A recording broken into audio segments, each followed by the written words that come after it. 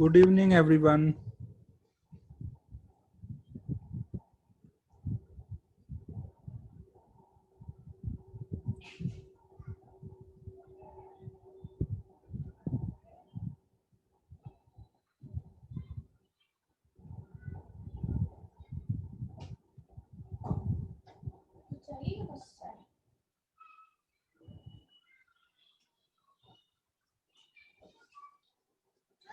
चलो हम लोगों को अब आज पहले करंट के डाउट कर लेते हैं एक्सरसाइज 2 का, फिर इसके बाद कैपेसिटर स्टार्ट करेंगे।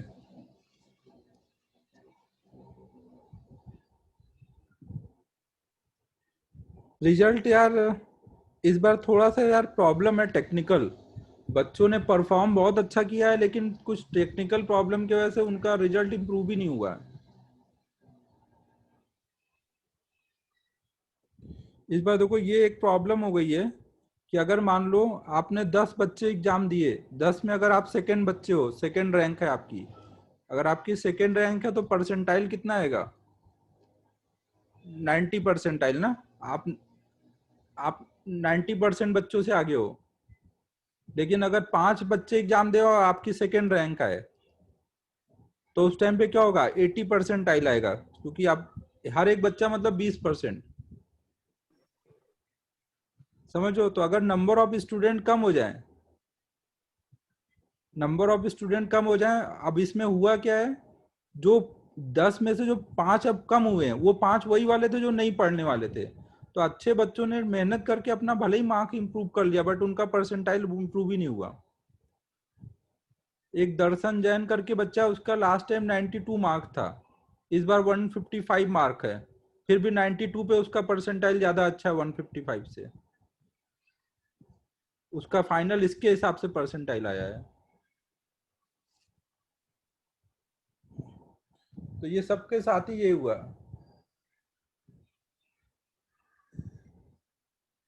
तो वही है, अब तो एडवांस में ही देखना पड़ेगा। अब तो इसमें मेंस में तो कुछ अब हो ही नहीं सकता है।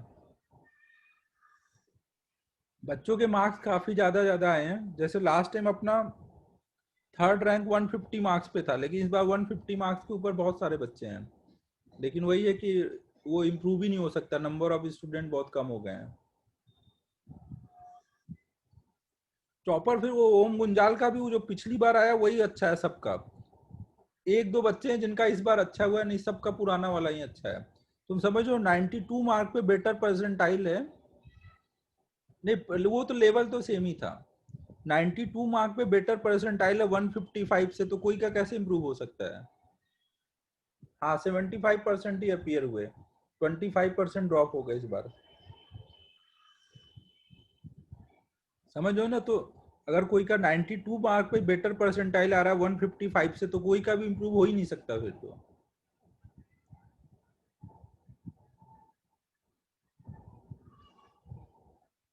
एक दो लोगों का, निहारिका वगैरह, एक दो बच्चों का इंप्रूव हुआ है जिन्होंने बहुत ज्यादा अच्छा किया है, नहीं तो ओवरऑल 60-70 मार्क्स तो सबके बड़े, लेकिन फिर भी कोई फायदा नहीं हुआ। हाईएस्ट स्कोर कुछ 267 के अराउंड ही है।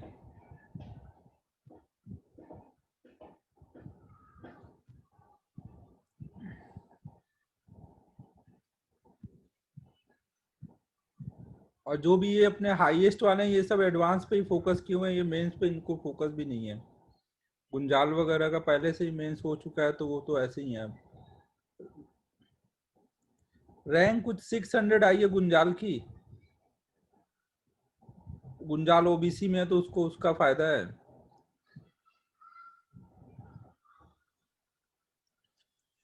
ओवरऑल रैंक वगैरह तो ठीक है,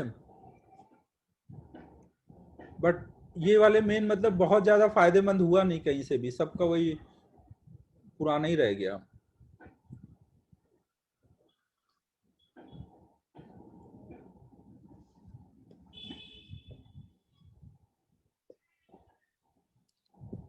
परसेंटाइल 99.7 परसेंटाइल गुंजाल का है, वही हाईएस्ट है। 99.7 हाईएस्ट अभी इस बार का तो अपना। नासिक का यार अभी कुछ भी पता नहीं चला है, हम लोगों ने कुछ भी देखा भी नहीं, क्योंकि अपना ही मूड खराब हो गया। हम तो एक्सपेक्ट किए थे इतना अच्छा पेपर गया है बच्चों का तो बहुत अच्छा रैंक आएगा, मतलब परसेंटाइल, लेकिन वो सब गड़बड़ हो गया तो फिर कुछ देखा ही नहीं हम लोगों ने।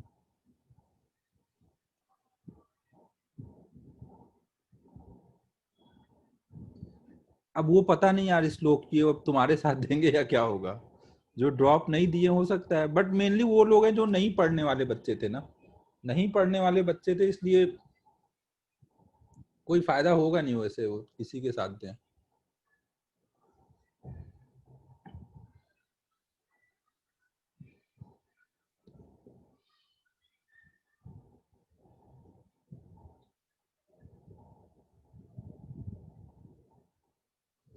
हाँ ये है कि फायदा होगा। एक्चुअल में एग्जाम ये बहुत ही अभी ऐसा तरीका बना दिया ना एग्जाम का इन लोगों ने, कि अब इतने टेक्निकल इशू आ गए एग्जाम में कि पढ़ाई के अलावा अब ये सब कौन क्या करे यार। 92 पे बेटर परसेंटाइल, 155 पे खराब, ये अब अजीब ही लग रहा है एकदम।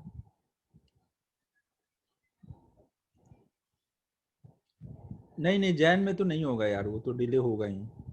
बाकी देखो कुछ बोल नहीं सकते हैं।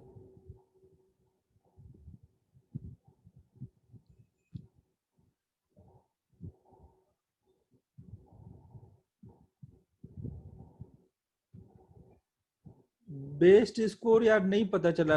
100 परसेंटाइल 24 लोगों का आया है, लेकिन मार्क्स सबसे ज्यादा कितने ये नहीं पता। मैक्सिमम तो 100 ही हो सकते हैं ना परसेंटाइल, जो सबसे आगे होगा उसका तो 100 ही होगा। अब ये नहीं पता यार कितने मार्क्स पे आया है। अपना टॉपर 99.7 का है। वही है गुंजाल है, जो नेक्स्ट लास्ट टाइम था वही है। उसका कुछ 2067 कुछ ऐसे ही मार्क्स है।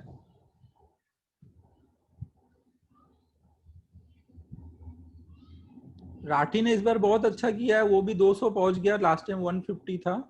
उसका 99 से जस्ट कम है, 99 8.98 है उसका, तो लगभग 99 उसका भी है, राठी का।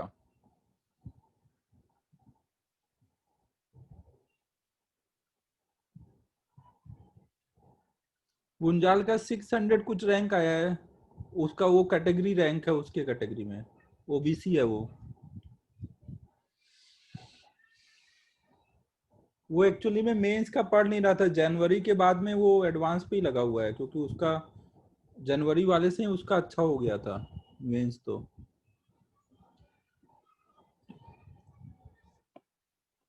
बाकी अब डाउट डिस्कस करते हैं, क्योंकि देखो मैंने बताया ना कि ये इस वाला एग्जाम में बहुत बड़ा टेक्निकल इशू है। 10वें नंबर पे 10 बच्चों में सेकेंड रैंक का अलग परसेंटाइल होगा, 5 बच्चों में सेकेंड रैंक पे अलग होगा। और वही हो गया इस बार, मार्क्स बढ़े हैं लेकिन रैंक से वो परसेंटाइल एकदम ही गड़बड़ हो गया है। तो डाउट्स करते हैं अभी।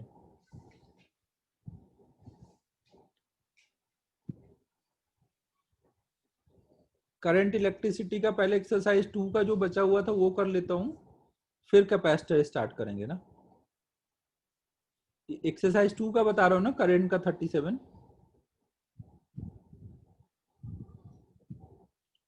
अरे इसमें तो कुछ प्रॉब्लम थी ना, मैंने बोला था चेक करने के लिए सोल्यूशन में।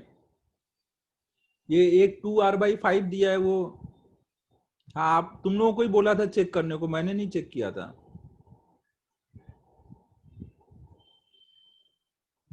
तो तुम लोगों ने किया चेक, क्या हुआ इसका?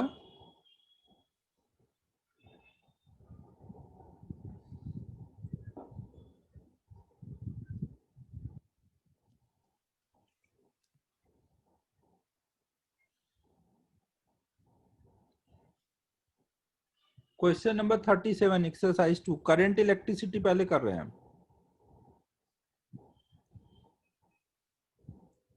Exercise 2 question number 37।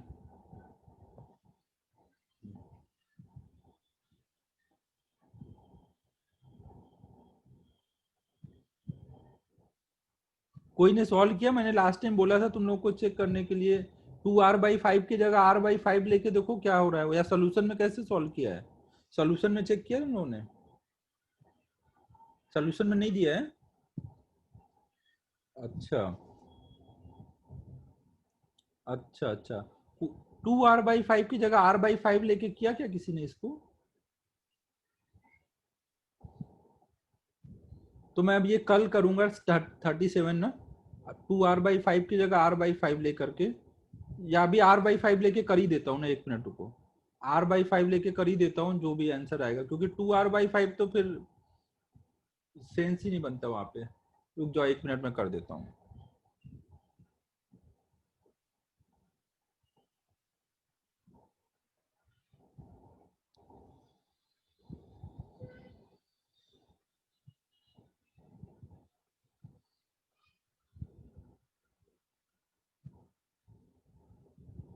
मेरे हिसाब से वो हर जगह आर r/5 होना चाहिए।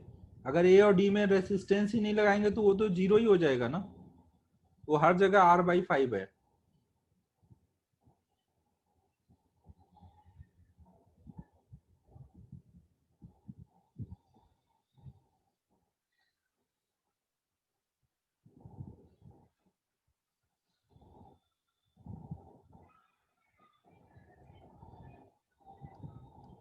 यहाँ पे भी r/5 ही होगा ना, तभी पॉसिबल है क्वेश्चन।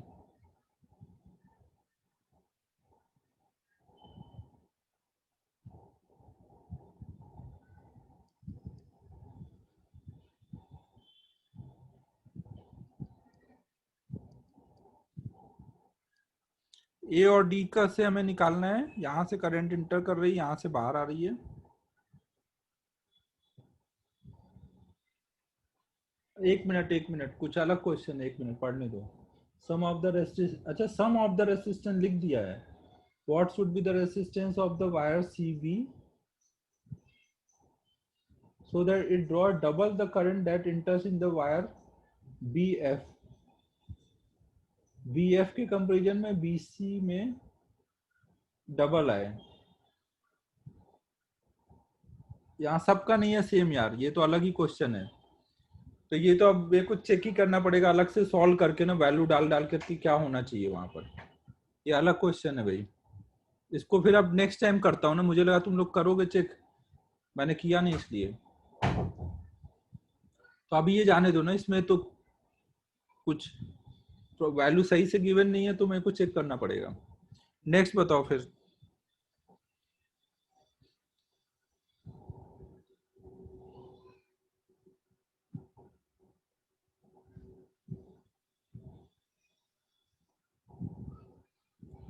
37 के अलावा बताओ एक्सरसाइज 2 में और क्या डाउट है?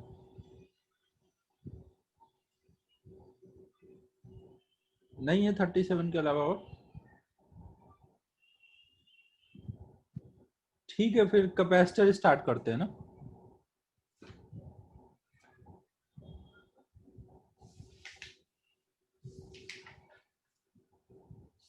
47 है, 47 क्या है?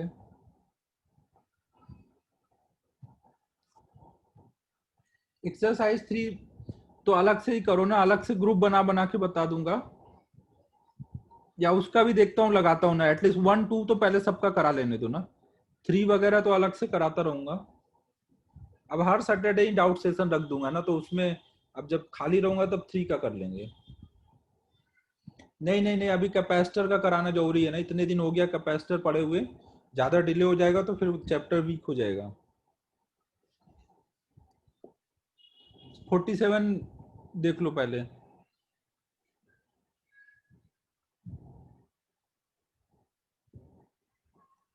एक्सरसाइज 3 अच्छा है कथन ना, वो अच्छी रैंक के हिसाब से बनाया गया है। 47 देखो, while determining an unknown resistance X using a meter bridge, the resistance box has the resistance R naught. When the jockey is at B, a galvanometer gives null deflection। A B की value दी है, B C की value दी है, value of X by R not.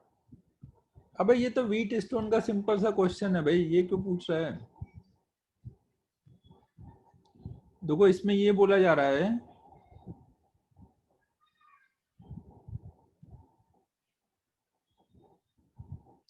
कि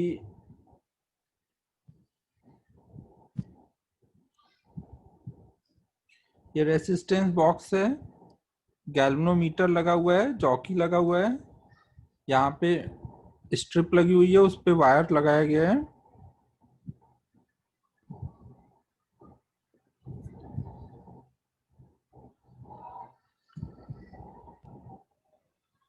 और ये ऊपर कुछ अरेंजमेंट बनाया रेसिस्टेंस वैरी करने के लिए, ए बी सी,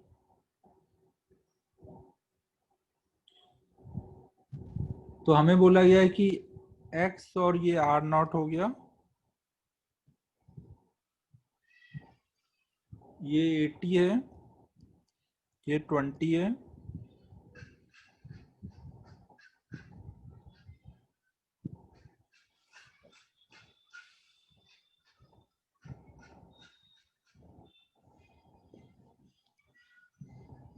अब एक मिनट रुको, मेरे को ऊपर जो अरेंजमेंट दिया उसको समझ लेने दो, उसका कुछ यूज है क्या?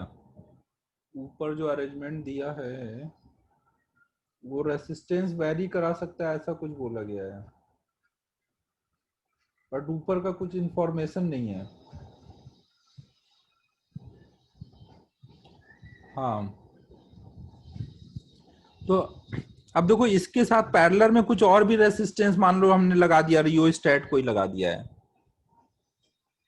इसके साथ पैरेलल में, तो वो अलग चीज है, वो भी इन्हीं दो पॉइंट के क्रॉस लगा हुआ है ना, तो हम केवल अभी इतने पार्ट को देखेंगे ना, इसको अलग कर लेंगे इस वाले पार्ट को। समझो ना, दो पॉइंट के बीच में अगर हमारा व्हीट स्टोन बना है और एक अलग से रेसिस्टेंस लगा हुआ है, तो हम इसको तो अलग सॉल्व कर सकते हैं ना, व्हीट स्टोन से इससे इसका थोड़ी कोई रिलेशन है। सब लोग समझो मैं क्या बोल रहा हूँ? हाँ, रियोस्टेट मतलब एक अलग से रेसिस्टेंस भी लगा दिया गया है, तो हम लोग बस इधर का और इधर का रेशियो और इधर का इधर कर देंगे, या इसका इसका रेशियो और इसका इसका रेशियो, तो x बाई आर नॉट बराबर होगा ए बी का रेसिस्टेंस अपॉन में बी सी का, और इनका रेसिस्टेंस का रेशियो इनके लेंथ के रेशियो में होगा ना, तो ऐसे ये 4 आ जाएगा। ठीक है,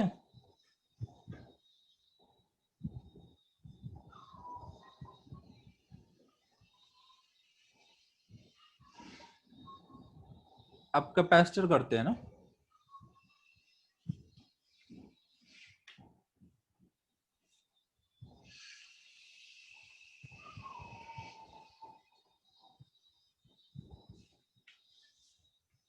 कैपेसिटर में एक्सरसाइज 1 में बताओ डाउट।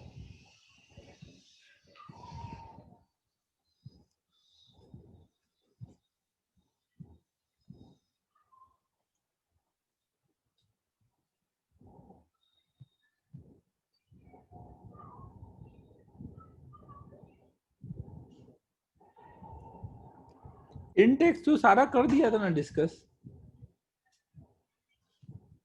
इनटेक्स में बचा हुआ है।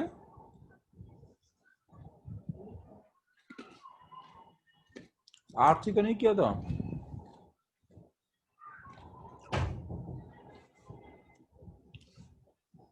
चलो आरसी का कर देता हूँ फिर। इंटेक्स 4 का 4 देखो,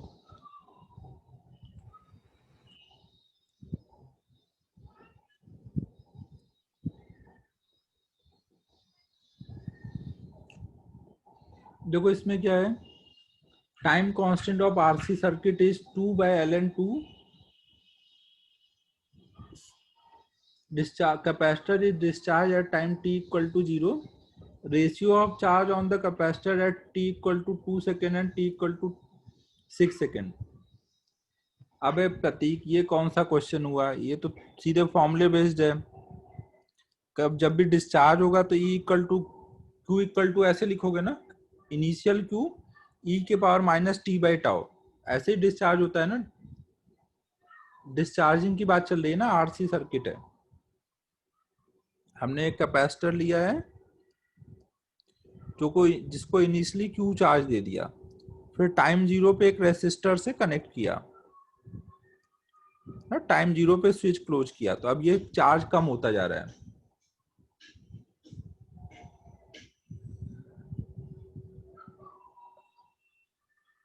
वो डिस्चार्ज स्टार्ट होगा at time equal to zero, ये सेंस होगा।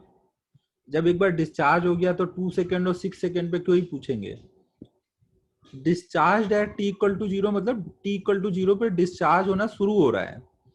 थोड़ा हाई क्वालिटी इंग्लिश है। तो अब एक बार यहाँ पे टी, स्मॉल टी की वैल्यू 2 रखो, एक बार 6 रखो ना, तो दो Q1 Q2 आएंगे, उनको डिवाइड कर लो, हो जाएगा।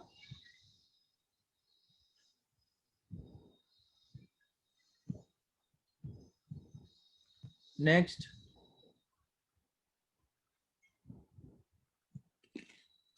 इन टेक्स्ट 4 में बताओ और कोई डाउट है।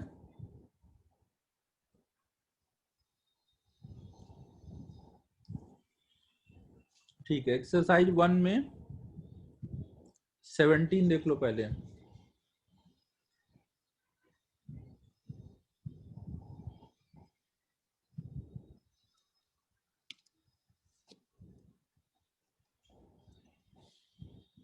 नहीं यार, इंग्लिश में तो अपना भी हाथ तंग है, तो अपन कैसे सिखा पाएंगे। देखो 17 में क्या है, 2 माइक्रोफैरेड 200 वोल्ट कैपेसिटर है, जो potential difference of 200 volt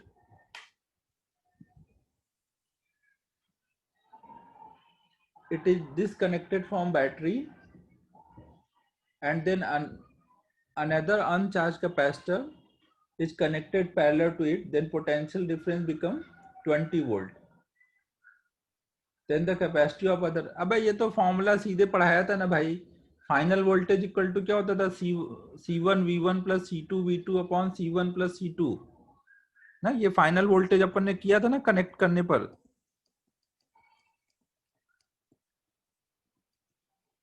V2 zero है ना, दूसरा वाला अनचार्ज है ना। V1 की वैल्यू दी है, C1 की वैल्यू दी है, फाइनल वोल्टेज दिया है, इनिशियल वोल्टेज दिया है, C1 C2 दिया है, और आपको सॉरी C1 दिया है, C2 पूछा गया है। आसुमल, आतिश हो जाएगा या आतिश का डाउट था ना। आतिश याद है, ये एक फॉर्मूला हमने पढ़ा था, जब दो कैपेसिटर को आपस में कनेक्ट करेंगे तो फाइनल पोटेंशियल का, तो वही लगाना है ना। V1 दिया है आपको, V दिया है, C1 दिया है और C2 पूछा गया है। चलेगा, आप अगला करें। अगला कौन सा है, 19।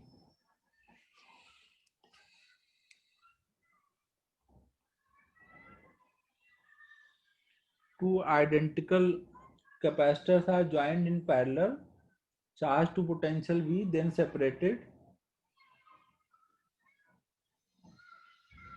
and then connected in series without forming loop. Then the positive plate of one is connected to negative of the other.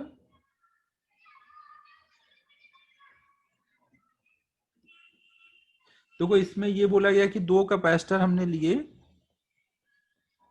Parallel में कनेक्ट किया, और इनको फिर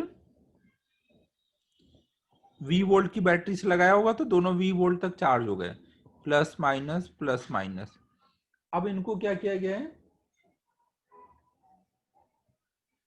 अब मान लो ये वाली प्लेट, ये प्लेट नंबर 1 2 है, ये 3 है, ये 4 है ना। पहले कैपेसिटर का ये प्लेट नंबर 1 है, ये 2 है, इसका 3 है 4 है, तो हमने 1 को 4 से कनेक्ट कर दिया, इनको डिसकनेक्ट किया, 1 2 प्लस माइनस और प्लस माइनस 4 3। अब इनको अगर हम ऐसे कनेक्ट कर देंगे, तो इसमें बोला जा रहा है अगर हम ऐसे कनेक्ट कर देंगे तो charge on the free plate कितना हो जाएगा।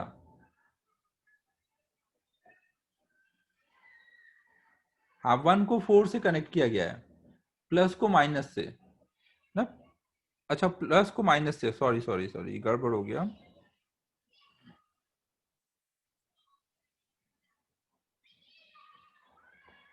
एक मिनट, प्लस माइनस में 1 2, ठीक है, क्लियर है। अब देखो, आप अगर यहाँ पे देखो,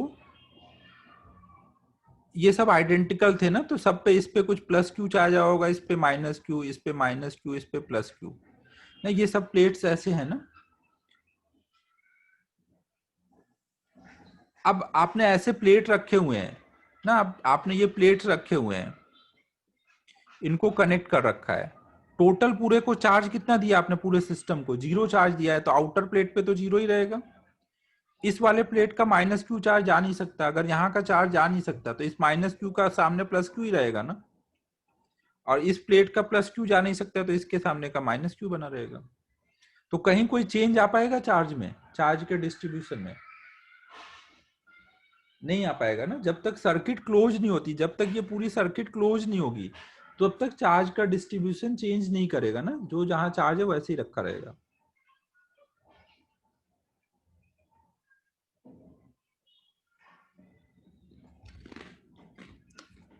सबको समझ आ गया होगा क्या बोल रहा हूँ?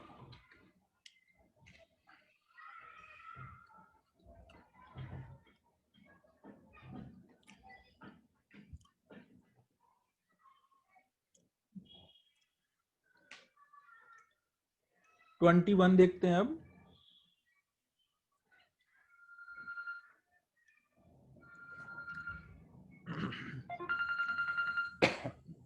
यार एक मिनट रुकना यार, ये न्यूज़पेपर वाले परेशान हो रहे हैं, रिजल्ट क्या आया, अब इनको क्या बोले हम।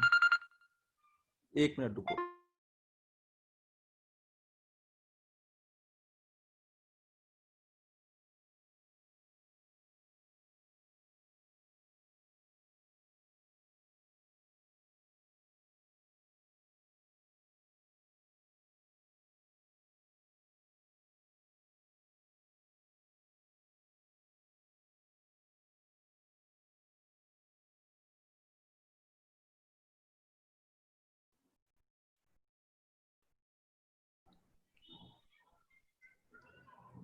चलो बच्चों, तो फिर हम लोग देखो क्या कर रहे थे।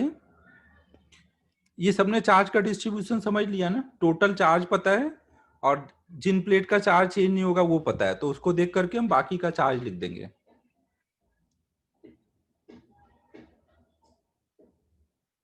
सर ये फ्री प्लेट क्या है? फ्री प्लेट मतलब ये वाला जो प्लेट है, कोई से कनेक्टेड नहीं, ये प्लेट है, ये फ्री प्लेट है। ओके सर, समझा समझा। हम्म।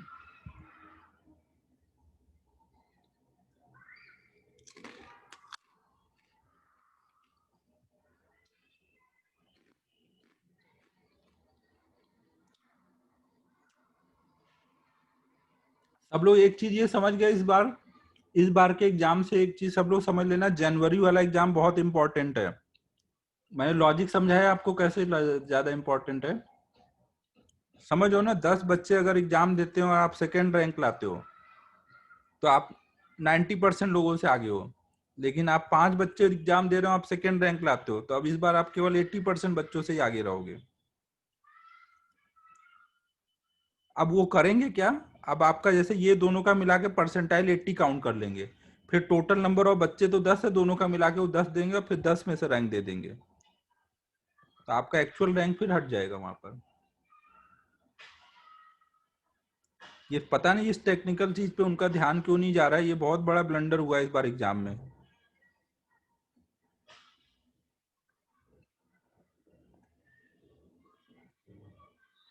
चलो अब नेक्स्ट हम लोग कौन सा करना है? 22।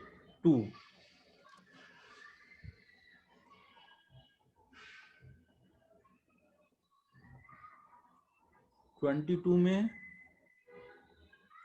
if charge on the left plate है ना, वो left plate of 5 microfarad is micro, the charge on the right plate of. हाँ, ये शायद कुछ गड़बड़ है, ये कोई बच्चे ने पूछा था एक बार मेरे से ये क्वेश्चन। हाँ, शिवम ने पूछा था। हाँ हाँ शिवम, हाँ ये पॉजिटिव होना चाहिए ना, वो गड़बड़ है ये क्वेश्चन, साइन चेंज कर लो। हाँ हाँ हाँ।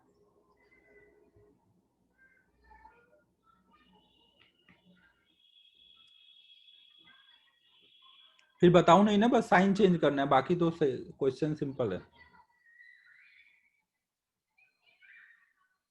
Next.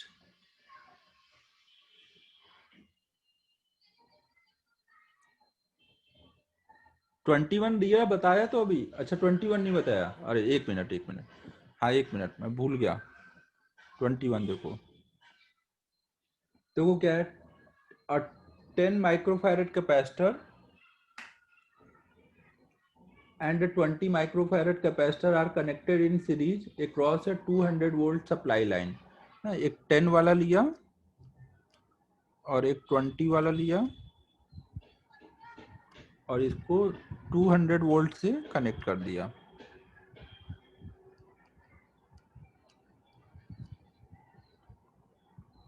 Ten microfarad charge capacitor are then disconnected from the supply line and reconnected with their positive plates together and negative plate together and no external voltage ना। अब देखो यहाँ पे क्या है, हम दोनों को चार्ज कर रहे हैं ना, जब हम दोनों को चार्ज करेंगे तो इन पे चार्ज कितना कितना आ चुका होगा, पहले हम इक्विवेलेंट निकाल लेते हैं, या तो आप इक्विवेलेंट निकाल लो या वोल्टेज निकाल लो, सब चलेगा ना, या आप वोल्टेज निकाल लो, ये V1 वोल्ट तक चार्ज होगा, ये V2 वोल्ट तक चार्ज होगा, V1 प्लस V2 की वैल्यू क्या होगी 200, और V1 V2 क्या होता है सीरीज में कैपेसिटेंस के इनवर्स रेशियो में आता है ना, तो V1 आ जाएगा 2/3 इंटू 200। V1 V2 आ गया, दोनों कितने वोल्टेज तक चार्ज किए गए हैं, फिर इनको चार्ज करने के बाद बाहर निकाला गया और आपस में ऐसे कनेक्ट कर दिया गया, लाइक प्लेट को साथ में कनेक्ट किया ना, प्लस को प्लस से माइनस को माइनस से। ये V1 वोल्ट तक चार्ज था, ये V2 वोल्ट तक चार्ज था, तो फाइनल वोल्टेज क्या हो जाएगा C1 V1 plus C2 V2 upon C1 plus C2। अब C1 C2 दिया है, V1 V2 निकाल लिया है, तो आ जाना चाहिए। आंसर नहीं आ रहा है क्या इसमें 21 में आ रहा है आंसर ना, ऐसे ही करना है भाई। रिया शिवम समझे तुम लोग क्या बोल रहा हूँ?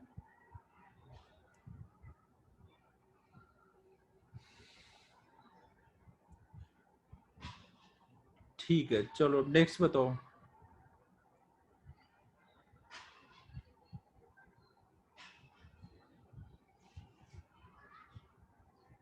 27।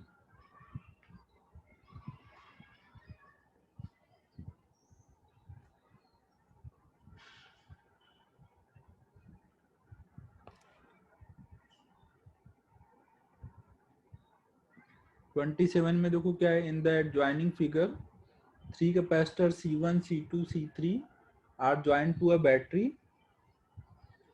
correct condition will be, symbols have their usual meaning।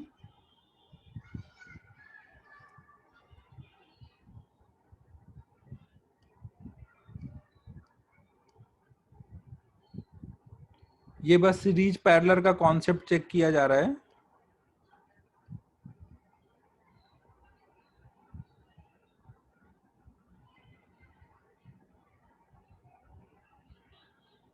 यहाँ का वोल्टेज डिफरेंस V1 है ना, ये दोनों का पैरेलल में ना, तो ये V2 और V3 सेम होगा, ये दोनों पैरेलल में है तो इनका वोल्टेज सेम होगा, और यहाँ का वोल्टेज प्लस यहाँ का वोल्टेज मिलकर टोटल वोल्टेज होगा ना, तो आप समझो V1 प्लस V2 ये बराबर V होगा ना, V2 और V3 इक्वल है। यहाँ पे चार्ज Q1 है, ये C1 हुआ, यहाँ Q2 है, C2, Q3 है, C3 ना। और आपको पता है कि देखो यहाँ मैग्नीट्यूड में अगर हम देखें तो Q1 इन तीनों प्लेट पे चार्ज का सम सेम रहेगा ना, तो यहाँ पे प्लस Q2 होगा, यहाँ प्लस Q3 और यहाँ होगा माइनस Q1। तो मैग्नीट्यूड में अगर हम बोले तो Q1 बराबर होगा Q2 प्लस Q3 के, मैग्नीट्यूड देखे ना, ये बात समझो। यहाँ पे प्लस प्लस आएगा, यहाँ पे माइनस होगा ना,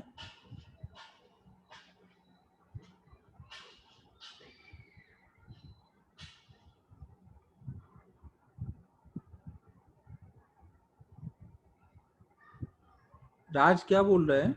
सम जीरो होगा ना सर, कांस्टेंट नहीं ना इस केस में, मतलब उन्होंने क्या बोला? प्लस उन्होंने देखो Q1 बोला है। Q1 मतलब उन्होंने ये बताया कि कौन सी प्लेट का Q1। उन्होंने तो बस नहीं ये मतलब, यहाँ का इस कैपेसिटर का चार्ज Q1 है, मतलब पॉजिटिव प्लेट लेके चलेंगे। हाँ नहीं नहीं वो नहीं बोल रहा मैं आपने वो लिखवाया था ना कि Q1 plus Q2 plus Q3 is constant, मतलब हाँ, कांस्टेंट कांस्टेंट कांस्टेंट ना होगा। आपने। लेकिन कुछ नहीं मेंशन हो तो हम यही मानेंगे कि सब अनचार्ज थे शुरू में। हाँ यस सर, समझा। हम्म। तो अब ऑप्शन देख लेते हैं। Q1 equal to Q2 Q3, ये तो नहीं होगा, ये ऑप्शन नहीं होगा ना, चार्ज सब इक्वल नहीं है।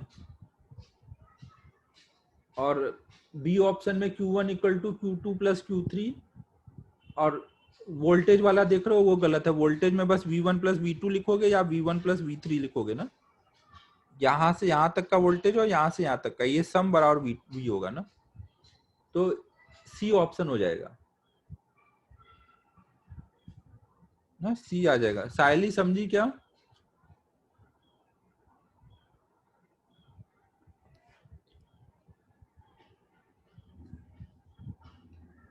ठीक है, 32 देखो अब।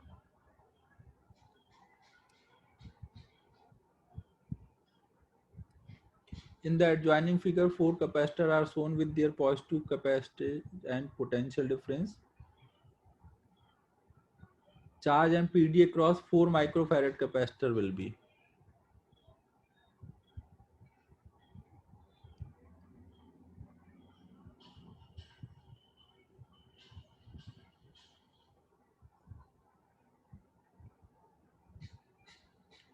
हाँ, डायग्राम बना लेने तो फिर कर दूंगा ओरली। देखो यहाँ पे 300 वोल्ट की कुछ बैटरी लगी हुई है ना। यहाँ पे 20 माइक्रोफैरेड है, यहाँ पे 12 माइक्रोफैरेड है।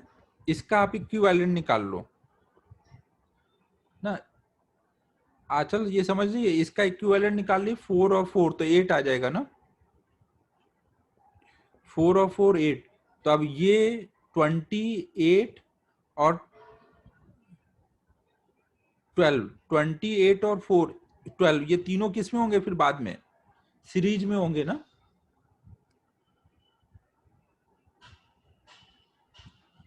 आचल ये समझ आ रहा है? टोटल इक्विवेलेंट कैपेसिटेंस आ जाएगा ना। टोटल इक्विवेलेंट कैपेसिटेंस आ जाएगा तो टोटल बैटरी से चार्ज कितना फ्लो होगा वो निकाल लेंगे। सी इक्विवेलेंट इंटू वी करेंगे तो यहाँ से टोटल क्यू कितना चलेगा वो आ जाएगा। अब वो क्यू यहाँ तक आएगा, फिर आने के बाद क्या होगा, यहाँ पे दो पैरेलल में है ना। जब पैरेलल में है और इक्वल है तो Q/2 हो जाएगा ना, Q/2। तो यहाँ प्लस माइनस Q/2 आ जाएगा। फिर ये Q/2 ऐड होकर के वापस Q आ जाएगा यहाँ पर ना। ऐसे चार्ज का डिस्ट्रीब्यूशन हो जाएगा ना। तो अब इस पे आपको चार्ज पता चल गया है तो Q/V कर दो, Q/C कर दो तो V आ जाएगा। समझ आया आचल? आचल क्या बोल रहा हूँ? Q/V कर लो, इसका Q पता है और इसका C पता है। Q/C कर दो, सॉरी, V निकालना है तो Q/C।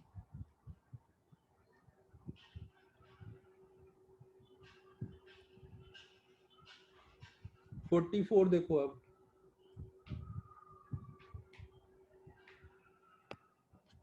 हाँ, 38 भी है। 38 एक मिनट देख लो।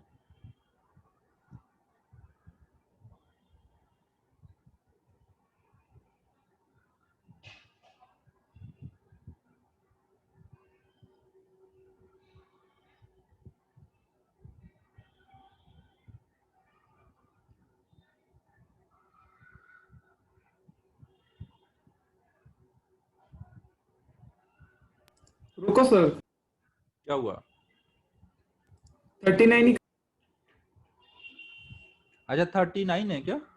अरे यार, ओके ओके, ठीक है। देखो सर, बोला मैंने। Very good very good. 39 देखो।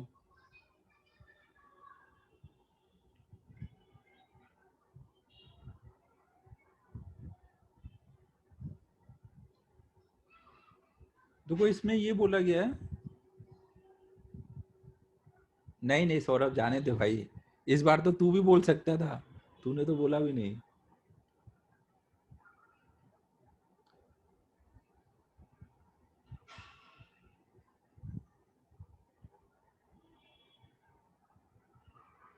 तो वो ऐसे दिया हुआ है और यहाँ पे बैटरी लगी हुई है। तो अब देख लो यहाँ पे जो इसका वोल्टेज होगा, अगर मान लो इसका वोल्टेज 0 है, इधर का V है इस प्लेट का, तो यहाँ का 0 हो जाएगा और V यहाँ का हो जाएगा और ऐसे ही V इधर का हो जाएगा। तो ये दोनों किस में कनेक्टेड है? दोनों कैपेसिटर पैरेलल में कनेक्टेड है ना। दोनों कैपेसिटर के का वोल्टेज डिफरेंस V आएगा ना। V मतलब यहाँ पे V की वैल्यू कितनी है? 12 वोल्ट। तो दोनों के क्रॉस 12 वोल्ट का वोल्टेज डिफरेंस है और आपको एरिया पता है, बीच की डिस्टेंस पता है, तो C निकाल लोगे। एक का C आ गया, दोनों का ऐसे C पैरेलल में तो 2C, टोटल C पता है, दोनों के क्रॉस का वोल्टेज डिफरेंस पता है ना V। तो एनर्जी स्टोर्ड कितना होगा? हाफ CV² एक में होगा, इंटू 2 कर दो। हाँ, C की वैल्यू क्या होगी? Epsilon not A/D।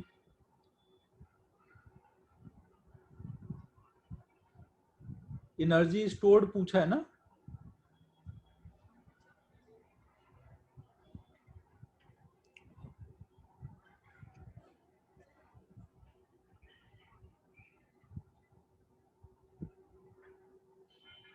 ठीक है, नेक्स्ट अब हम लोग करते हैं, 1 मिनट रुकना जा।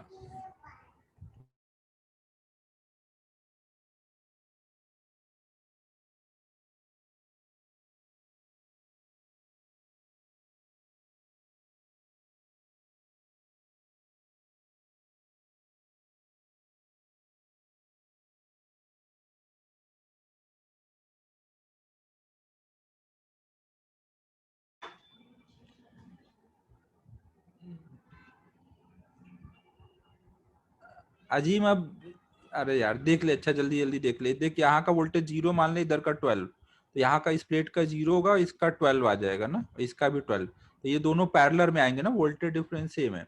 अब C निकाल लेगा, हाफ CV² एक में एनर्जी आएगी, इंटू 2 कर दे तो पूरी एनर्जी आ जाएगी। ठीक है अजीम, समझा क्या? पैरेलल में लगे हैं यहाँ पर। नेक्स्ट अब हम लोग को 45 करना है। 44 भी बोला था ना। 44 देखो, 44 में ऐसे दिया हुआ है। हाँ, शायद इसका आंसर गड़बड़ आया था, ये पूछा था कोई ने मेरे से भी।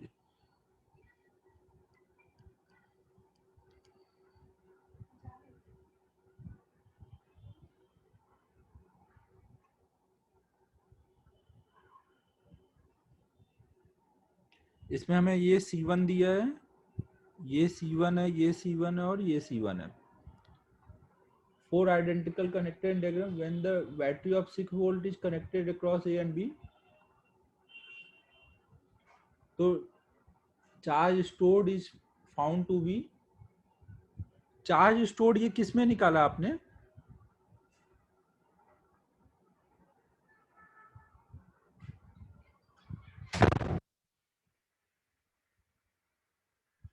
Total charge stored 1.5। अच्छा ठीक है,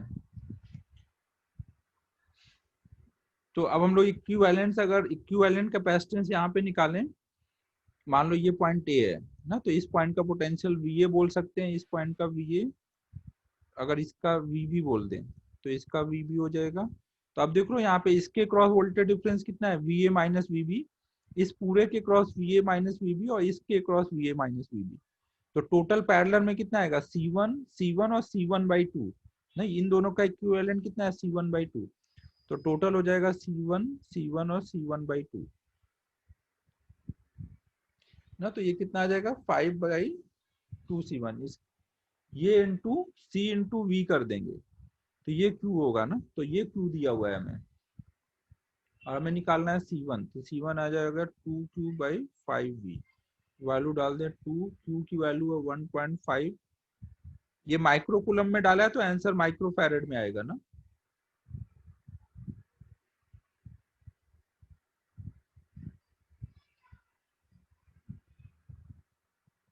तो 0.1 माइक्रो फैरेड डी आ रहा है ऐसे। आंसर क्या दिया है?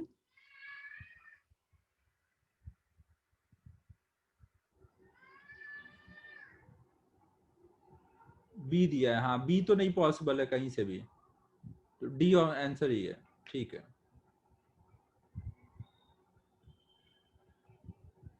45 का सी।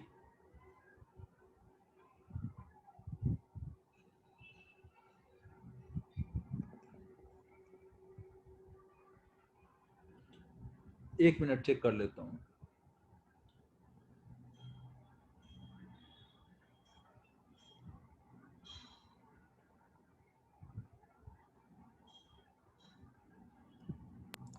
फोर्टी फाइव का बी दिया है।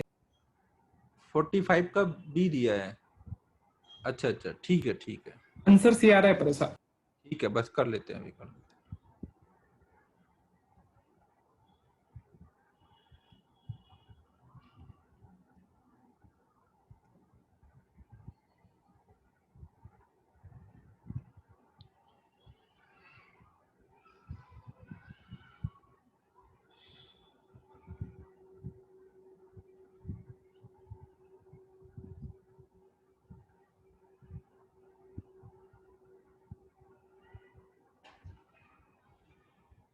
तो हमें देखो इसमें वन वाले में पता करना है कितनी एनर्जी स्टोर होगी ना। हमने ये 24 वोल्ट का है, ये 4 है, ये 1 है, ये 5 है, ये 3 है। देखो ये सब माइक्रो फैरेड में है, तो जो भी चार्ज आएगा वो माइक्रो कूलम में आएगा ना। वी वोल्ट में हम डालेंगे जब Q equal to C V, V volt में होगा, ये माइक्रो में डालोगे तो ये Q भी माइक्रो में आएगा ना, माइक्रो कूलम में। यहाँ का वोल्टेज हम लोग मान लेते हैं 0 है, इधर का 24 है, तो यहाँ का कितना आ जाएगा 24, यहाँ का कितना हो गया 0, यहाँ का 0। हमको कहाँ का चाहिए, यहाँ पर वन वाले में एनर्जी स्टोर चाहिए, तो मान लेते हैं यहाँ का वोल्टेज V1 है।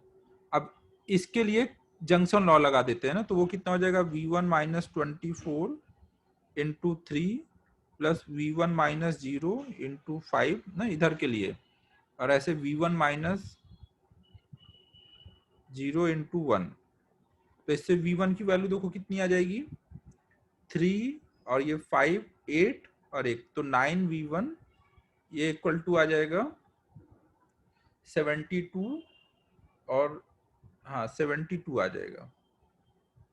तो V1 इक्वल टू आ गया 8 वोल्ट ना। अगर इसका वोल्टेज आ गया तो वोल्टेज डिफरेंस अब आ गया हमें ना, इनके क्रॉस वोल्टेज डिफरेंस कितना है 8 वोल्ट का ना।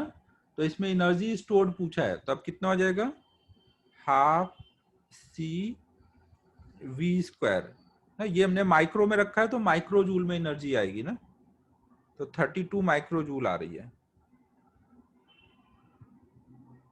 तो सी ऑप्शन आ रहा है ना, तो बी दिया है तो गलत दिया है ना।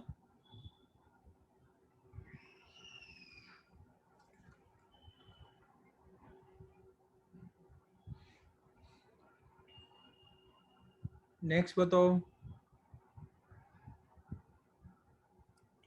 49।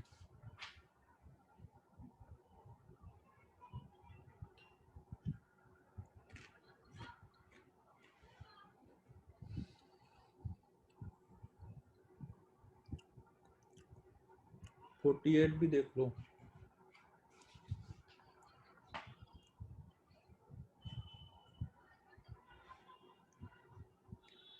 48 में देखो बोला गया है, हाँ 48 देख लो, अच्छा क्वेश्चन है ना। इसमें देखो बोला गया कि एक कोई कैपेसिटर हमने लिया जिसकी कैपेसिटी है 1 माइक्रोफैरेड, और ये कितना वोल्टेज झेल सकता है 6 किलो वोल्ट तक का इसके बीच में डिफरेंस रख सकते हैं। और दूसरा हमारा 2 माइक्रोफैरेड का है, और ये मैक्सिमम 4 किलो वोल्ट तक झेल सकता है। अब अगर हम इनको सीरीज में लगाएंगे तो हम कितना मैक्सिमम वोल्टेज डिफरेंस इनके क्रॉस लगा सकते हैं। अब अगर देखो आप इनको सीरीज में लगाओगे 1 वाले को और 2 वाले को,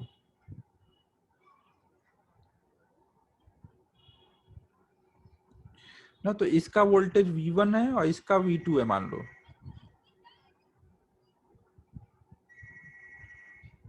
ठीक है, आपको देखो ये पता है कि कैपेसिटेंस के इनवर्स रेशियो में होगा वोल्टेज। अगर हम यहाँ का V1 पकड़ेंगे कैपेसिटेंस के इनवर्स रेशियो में, तो यहाँ पे ज्यादा वोल्टेज किस में आना है?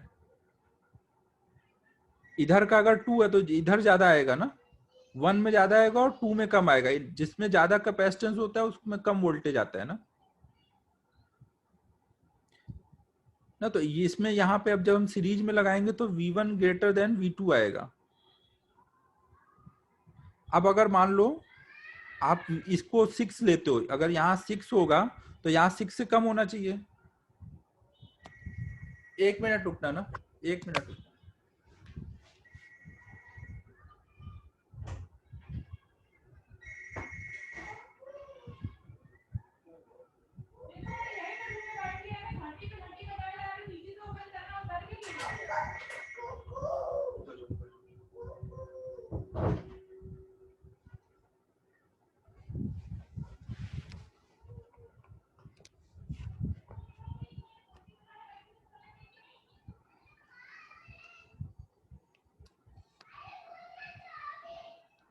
चलो देखो इधर, तो यहाँ पे देखो V1 ग्रेटर देन V2 है। अबे इस लोग क्या बोल रहे, तू कुछ भी बोलता रहता है। तो V1 ग्रेटर देन V2 है। अब देखो अगर हम यहाँ पे 6 लेंगे, यहाँ पे अगर आप 6 लोगे तो यहाँ पे उसका हाफ लोगे ना, 1:2 का रेशियो है ना। इधर 2 वाला इधर रहेगा, 1 वाला इधर। तो यहाँ 6 लोगे तो यहाँ कितना आएगा 2, और यहाँ पे कितना आ सकता था 4 तक आ सकता था, तो कोई दिक्कत नहीं है। लेकिन अगर मैं इधर वाला 4 यहाँ ले लूं तो इधर उसका डबल आएगा ना, मतलब यहाँ कितना आ जाएगा 8, बट यहाँ तो 6 तक ही आ सकता है। तो कौन सा कॉम्बिनेशन पॉसिबल है? V1 अगर 6 हुआ तो V2 कितना आएगा 2, और अगर V2 को हम ले लेंगे 4 तो V1 को कितना रखना पड़ेगा 8। तो ये तो पॉसिबल नहीं है ना, यहाँ पे 6 से ज्यादा हो गया, बट ये चलेगा। तो इसका मतलब दोनों का मिला करके टोटल यहाँ हम कितना वोल्टेज दे सकते हैं? 6 + 2 8। 3 होगा सर। क्या कर दिया मैंने? अच्छा 6 से तो उसका हाफ 3, हाँ 6 + 3 तो ये 9 हो जाएगा।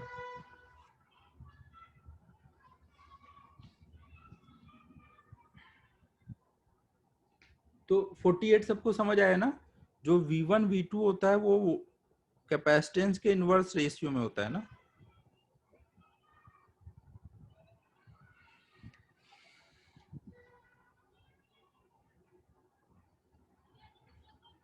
फिर अब नेक्स्ट था 49।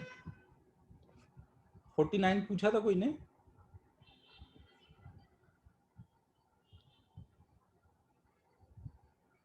फोर्टी 49 बताना है?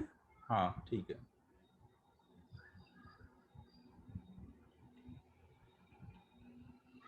फोर्टी 49 में क्या है? From a supply of identical capacitors rated 8 microfarad 250 volt, minimum number of capacitors required to form a composite 16 microfarad and 1000 volt का वोल्टेज डिफरेंस। देखो क्वेश्चन ये है कि हमारे पास जो कैपेसिटर्स हैं वो 8 माइक्रोफैरेड के हैं, और ये मैक्सिमम कितना वोल्टेज डिफरेंस ले सकते हैं? 250। इससे ज्यादा नहीं ले सकते ना, इससे ज्यादा अगर होगा तो ये ब्रेक हो जाएंगे। और आपको चाहिए 16 माइक्रोफैरेड टोटल इक्विवेलेंट कैपेसिटेंस चाहिए, और वोल्टेज डिफरेंस कितना लगाना है वहां पर? 1000 वोल्ट का वोल्टेज डिफरेंस लगाना है। अब अगर मान लो 2 पॉइंट है, इनके बीच का 1000 वोल्टेज डिफरेंस है,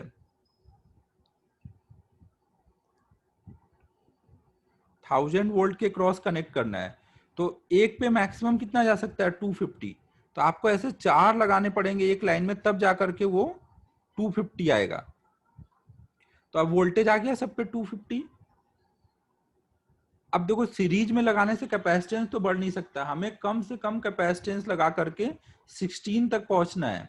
तो अब हम पैरेलल में लगाना शुरू करेंगे ना। अब एक लाइन का कितना आ गया ये इक्विवेलेंट? 8 8 अगर लोगे तो एक लाइन का 2 आएगा ना, 8/4 2। तो ऐसे अब हमें 2 2 वाले 8 लाइन और लगाने पड़ेंगे। ऐसे हम जब 8 लाइन लगाएंगे तो 8 × 2 टोटल 16 आ जाएगा इक्विवेलेंट।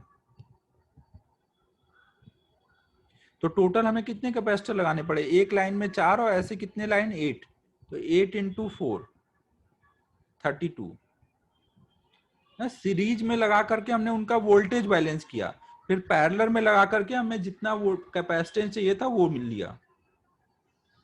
सीरीज में लगाने का केवल क्या फायदा था कि हमें वोल्टेज अपना लेके आना था जितना चाहिए उतने तक में।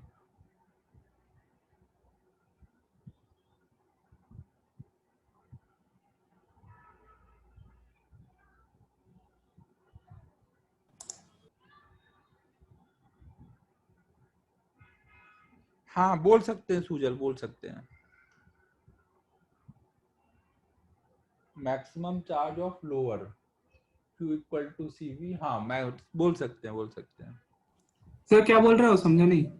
वो बोल रहा है कि सीधे दोनों पे हम चार्ज देख लें, सीरीज में लगाएंगे तो हमें पता है कि चार्ज तो सेम ही आएगा, तो हम हाँ इसका मैक्सिमम चार्ज लिखें, इसका मैक्सिमम चार्ज लिखें, उनमें जो कम होगा वो हम ले लें, क्योंकि सीरीज में लगाने पे दोनों पे तो सेम ही आना है ना।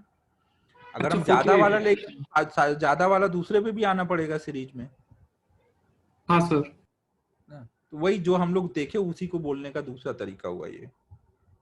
सर आपने ये सोचा कैसे पर कि पहले सीरीज में ही लगा दो और फिर पैरेलल में, ऐसा भी तो हो सकता है कुछ सीरीज में कुछ पैरेलल में कुछ अलग कुछ कुछ भी। देखो हमें ऐसे सोचना है कि कम से कम कैपेसिटर में काम करना है, तो कम से कम कैपेसिटर लगा के 250 वोल्ट आप कैसे ला पाओगे, अगर टोटल आपका 1000 वोल्ट है तो कम से कम सर 4 तो लगाने ही पड़ेंगे। हाँ 3 लगाओगे तो काम ही नहीं होगा, 250 तो पहले लेके आओगे ना वोल्टेज। हाँ सर। तो सीरीज में लगाने से अब केवल हमें क्या फायदा हो रहा था कि वोल्टेज जितना चाहिए था वो मिल गया। अब हाँ हमने सोचा कि अब कैपेसिटेंस जितना लाना वो लाया जाए, तो वो सीरीज में लगाने से नहीं आएगा, वो तो पैरेलल में लगाने पे बढ़ेगा ना। हाँ। तो फिर हमने पैरेलल में लगाना शुरू किया। समझो ना, एक लाइन में कम से कम हमें 4 लगाने पड़ेंगे, क्योंकि अगर 4 से कम लगाओगे तो वोल्टेज बढ़ जाएगा। हाँ सर समझा। तो 4 एक लाइन में लगाते हुए पैरेलल करते गए।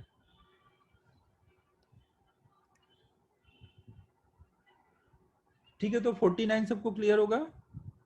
हाँ हमेशा आपको पहले V देख लेना है फिर C के लिए जाना है, पहले V के लिए जाओ फिर C के लिए जाओ।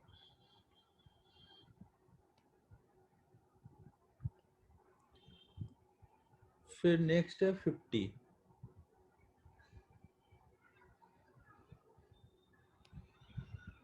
50 देखो, minimum number of capacitors each of 3 microfarad required to make a circuit with an equivalent capacitance 2.25 microfarad. अब देखो ये हमें बोला जा रहा है कि एक कैपेसिटेंस जो है हमारा 3 माइक्रोफैरड का है, और वोल्टेज का यहाँ हमें कुछ नहीं बताया गया कि क्या वोल्टेज रखना है, और हमें 2.25 का इक्विवेलेंट कैपेसिटेंस चाहिए, तो कम से कम कितने कैपेसिटर लगाने पड़ेंगे। तो ये देखो, अब इसके लिए कोई रूल नहीं है ना, ये तो हिट एंड ट्रायल ऐसे ही करना पड़ेगा कि रैंडम कुछ भी करो और सोचो ना। तो यहाँ पे हम देखो क्या क्या सोच सकते हैं।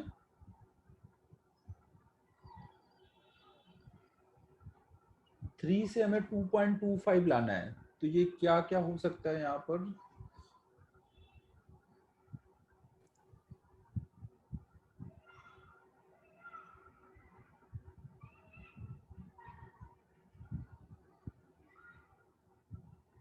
हाँ ऑप्शन से भी जा सकते हैं, ज्यादा बेटर तो वही होगा कि जो ऑप्शन है उससे ही लेकर के सोच लिया जाए।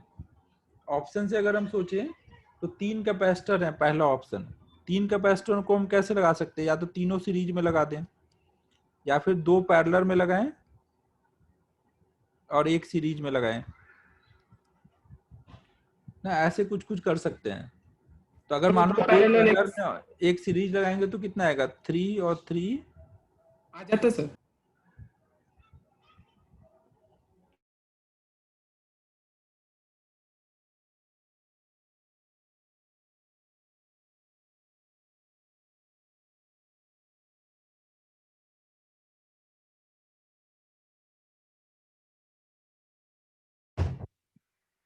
तो देखो यहाँ पर 3 और 3 का निकालोगे तो 6 आएगा, फिर 3।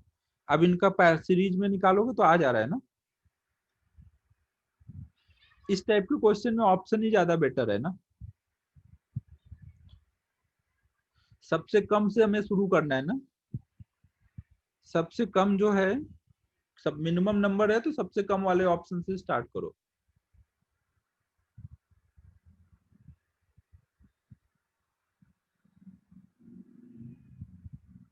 दो आ रहा है इससे 1 बाई। हाँ मतलब आ हाँ जाएगा सर ठीक है, तो थोड़ा। ऐसे नहीं आया तो अब हम दूसरा ऑप्शन बी पे जाएंगे। 4 पे, 4 पे क्या क्या हो सकते हैं कि 3 सीरीज में कर लें, एक पैरेलल में, तो उससे क्या होगा, 3 का 1 हुआ, ये तो नहीं होगा।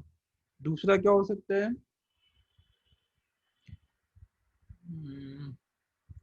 2.25 चाहिए, तो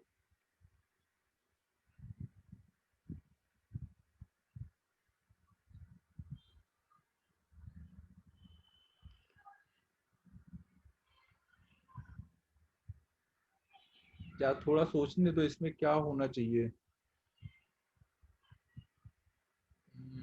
बहुत टाइम लग जाएगा ऐसे तो सोचने में। 2.25 है, इक्विवेलेंट को मान लो 1/1, मान लो एक कैपेसिटर ले लो, बाकी का सोचें और क्या होगा।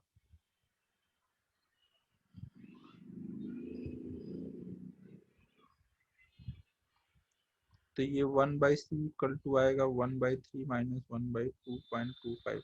1 मिनट रुकना है ना, ज्यादा से टाइम दो।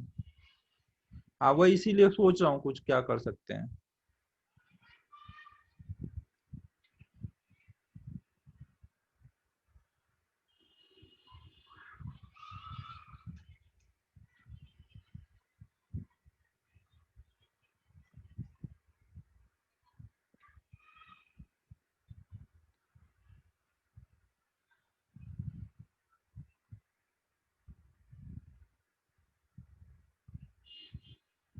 देखो इसमें, हाँ देखो अब इससे समझ आ जा रहा है। देखो यहाँ पे हम ऐसे सोच सकते हैं कि हमें 3 वाले को लेकर के 2.25 का चाहिए, तो इसका मतलब जो लास्ट में आपका सॉल्विंग होगा वो पैरेलल सीरीज का कुछ बनना चाहिए, क्योंकि 3 से कम वाला आंसर चाहिए। 3 से कम वाला आंसर कब आएगा, जब 1/c1 1/c2 करके कुछ निकाला होगा। तो हमने इक्विवेलेंट ले लिया और मान लिया कि एक हमने सीरीज में लिया 1/3, और एक कुछ और सी आया होगा, कुछ हमें नहीं पता वो सी कितना है।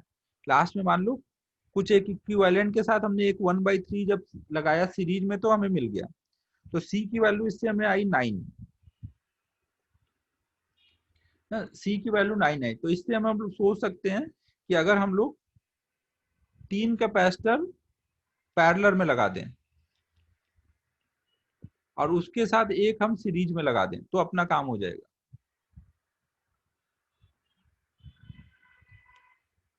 सर समझे नहीं मतलब तो मैंने ऐसे सोचा कि 2.25 मतलब ये कम वाला है, तो इसका मतलब यहाँ सीरीज वाला पहले हमें सोचना पड़ेगा कि एक कैपेसिटर के साथ कितना कैपेसिटेंस सीरीज में आया था ना। हो सकता है देखो सीरीज में जब भी आप लगाओगे तो हो सकता है 2 लगाया हो, 3 लगाया हो, कितने भी लगाया हो, तो एक तो आया ही होगा ना 3 वाला कोई। तो एक 1/3 के साथ कितना आया हमने वो निकाला, तो उसको सर। उसका ऑप्शन देख के थोड़ा आइडिया लग गया कि और क्या होना चाहिए फिर। अच्छा हाँ समझ गया समझ गया हाँ।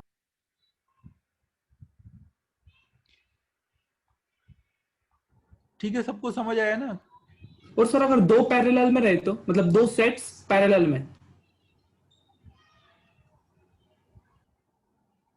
2 सेट्स पैरेलल में, तो फिर 4 तो अपन को आंसर तो 4 ही है ना, बात तो वही पड़ेगी ना फिर।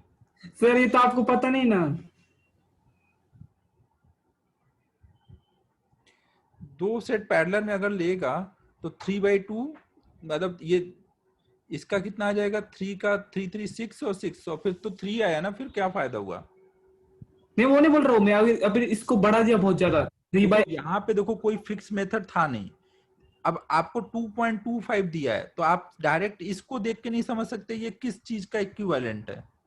अगर आपको मैं 12 लिख देता तो आप समझ जाते कि भाई 3 3 के 4 लगाने हैं पैरेलल में।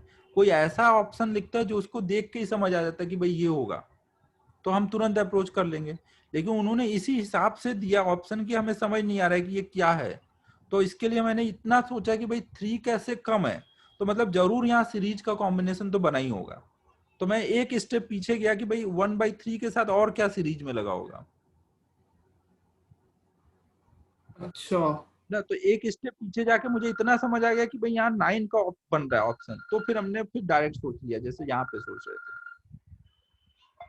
ना, क्योंकि देखो यहाँ कोई फिक्स मेथड नहीं है, तो थोड़ा सा बस हमने ये सोच लिया कि भाई सीरीज का होगा, और उसके साथ फिर क्या आया वो देख के समझ आ गया बाकी का क्या होगा। ठीक है, समझ लो। बाकी वही है, ऐसे क्वेश्चन का कोई फिक्स मेथड नहीं होता ना, आपको थोड़ा ऐसे दिमागी लगा के सोचना पड़ेगा।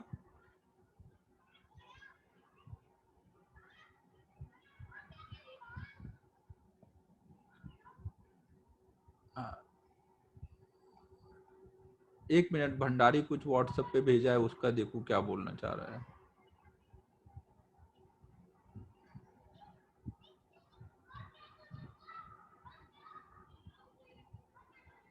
भंडारी वही तो किया है तूने? अच्छा, तूने वैसे किया। हाँ वो ठीक है, रिवर्स करके किया तूने उसको 9/4।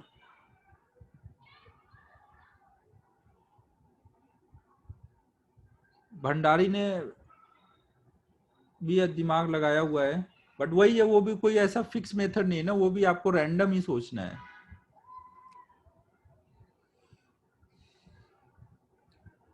भंडारी का मेथड बता देता हूँ। भंडारी ने इसमें ऐसे किया हुआ है, उसने बोला इक्विवेलेंट कितना आया 2.25, तो उसको उसने ऐसे लिख दिया 2.25 डिवाइडेड बाई 100, डेसिमल नीचे कर दिया ना। फिर इसको कट किया है, 25 से कट करेंगे तो ये ऐसे आ जाएगा। फिर उसको उसने ऐसे लिख दिया 3 × 3/4। अब 3 × 3/4, अब इसको उसने फिर लिखा है 1 में, अब क्या लिखा है एक बार देखो भाई, 1 में 1 + 1/3। अब ये हमें आंसर पता है तो हमारे लिए सोचना आसान है, बट नहीं पता होता तो पता नहीं इसको कितना इजीली हम लोग सोच पाते। 3/4 को फिर हम नीचे 4/3 किया और उसको ऐसे लिखा।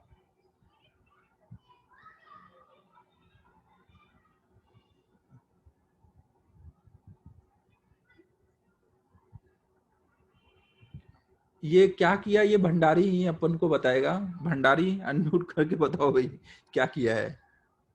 सर वो एक कैपेसिटर 3 का है ना, इसलिए वो 3 कॉमन ले लिया, मतलब वैसे हाँ, ऐसे थोड़ा। वो देख तूने, मतलब वही है, वो सोचने पे ही है ना, कोई ऐसा फिक्स नहीं था कि ऐसे ऐसे करते जाएंगे ना। अब उसने ऑप्शन, मतलब वही है कि 3 कॉमन कर लिया है, फिर इसको अब उल्टा करके ऐसे लिख दिया, तो अब इससे थोड़ा उसको आइडिया लग गया कि भाई यहाँ 3 सीरीज में लगे हैं, फिर वो उसके साथ पैरेलल में है। बाकी जो मैं बोल रहा हूँ ना, मेरी बात समझो, मैं क्या समझाना चाह रहा हूँ। मैं ये बोल रहा हूँ कि अगर 3 वाला एक कैपेसिटेंस की वैल्यू 3 है और इक्विवेलेंट आपको पता चल जाए कोई ऐसा नंबर, तो आप तुरंत सोच लोगे। अब लेकिन वहां पे जो नंबर दिया वो सोचते नहीं आ रहा था, लेकिन एक चीज समझ आ गई थी कि सीरीज है वहां, तो एक स्टेप पीछे जाओ कि सीरीज में कितने कितने लगे, तो उससे फिर आइडिया लग गया कि भाई क्या हो सकता है वहां पर। ठीक है, अब नेक्स्ट करते हैं। नेक्स्ट वो 55 करना है ना, 51 करना है, 51 करते हैं।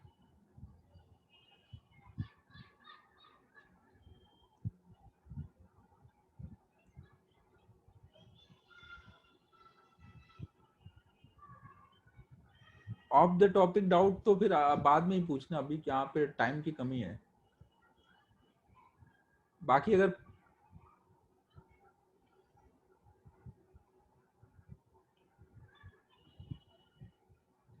कैपेसिटर का डाउट है, कुछ और डाउट है?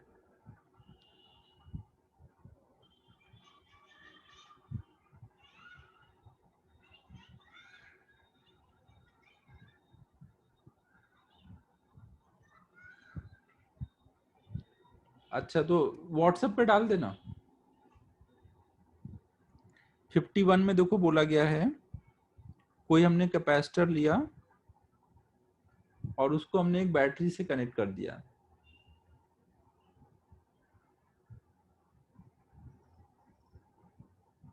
एक हमने मान लो कोई V वोल्ट की बैटरी ली, उसके साथ कनेक्ट कर दिया, और इसकी कैपेसिटी कुछ दी हुई है 60 माइक्रो,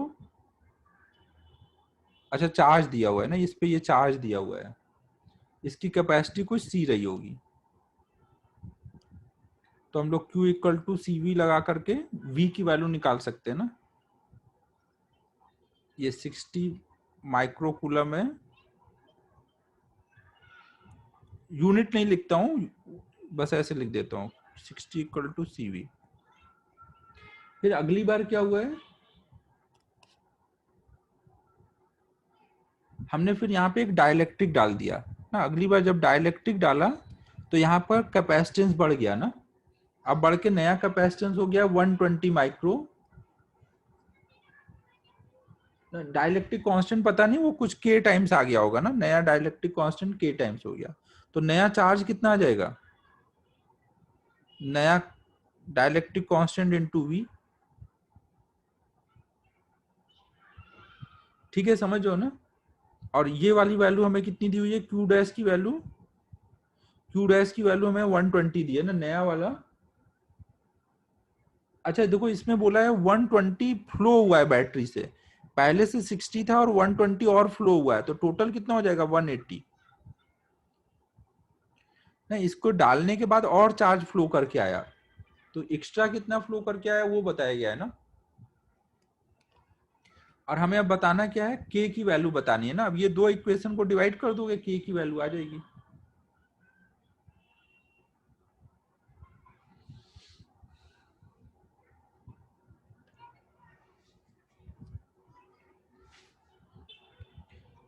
अब 55 करते हैं। अब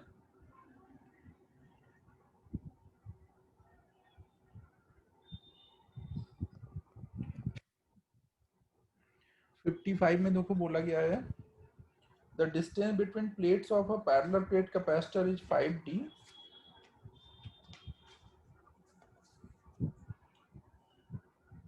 is at x equal D, let the positive charge plate is at x equal to 0 and negative वाले क्या पोजीशन दिया है x equal to 5D। Two slab, one of conductor and another of dielectric of equal thickness are inserted between plates as shown। तो हमें potential difference का graph बताना है।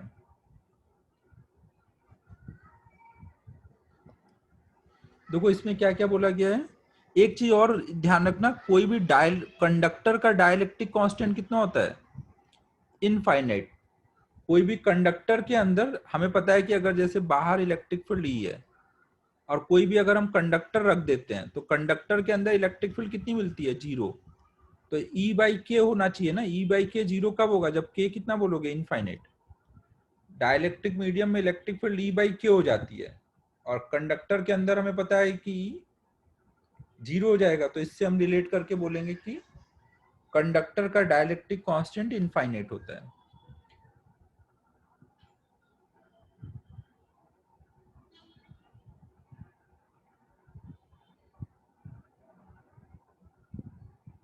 अब देखो यहाँ पे हमें ऐसा कुछ सिचुएशन दिया है ना, यहाँ पर बैटरी कुछ लगा दी गई है, यहाँ पे एक कंडक्टर लगाया गया है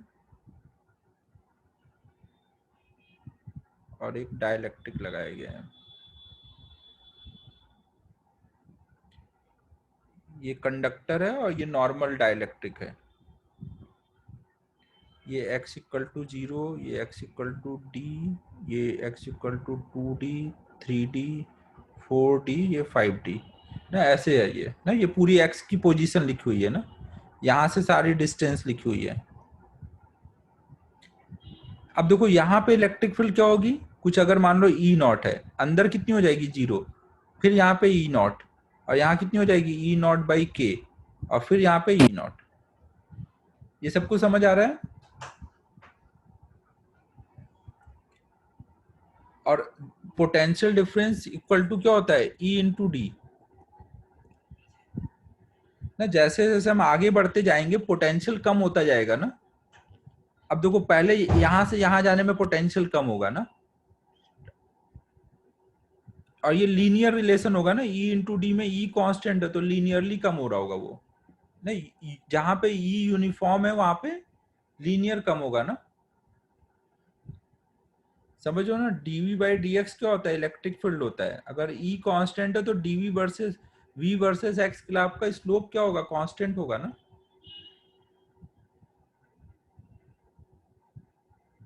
तो यहाँ पे पहले जो होगा वोल्टेज ऐसे गिरेगा, फिर अंदर देख लो यहाँ पे पोटेंशियल डिफरेंस गिरना बंद बंद हो जाएगा ना, जो यहाँ वोल्टेज होगा वही यहाँ होगा, तो d से 2d तक ये कांस्टेंट हो जाएगा। फिर यहाँ पे गिरेगा, यहाँ फिर से E सेम है तो सेम रेट से गिरेगा फिर से। फिर यहाँ पे देखो इलेक्ट्रिक फील्ड कम हो गई है, E कम हो जाएगा तो स्लोप भी कम हो जाएगा ना, तो यहाँ पे अभी स्लोप थोड़ा कम हो जाएगा, ग्राफ कम खड़ा रहेगा ना, थोड़ा हॉरिजॉन्टल होने लगेगा और फिर उसके बाद तेजी से गिरेगा। तो अब इसको रिलेट करके देखो कौन सा आ पा रहा है, यहाँ बी ऑप्शन आ जाएगा ऐसे।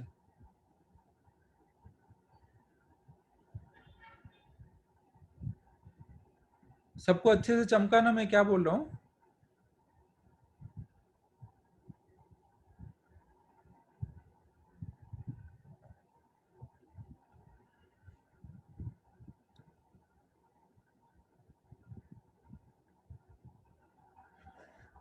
फिफ्टी 58 का आंसर रॉन्ग लग रहा है, चेक कर लेता हूँ।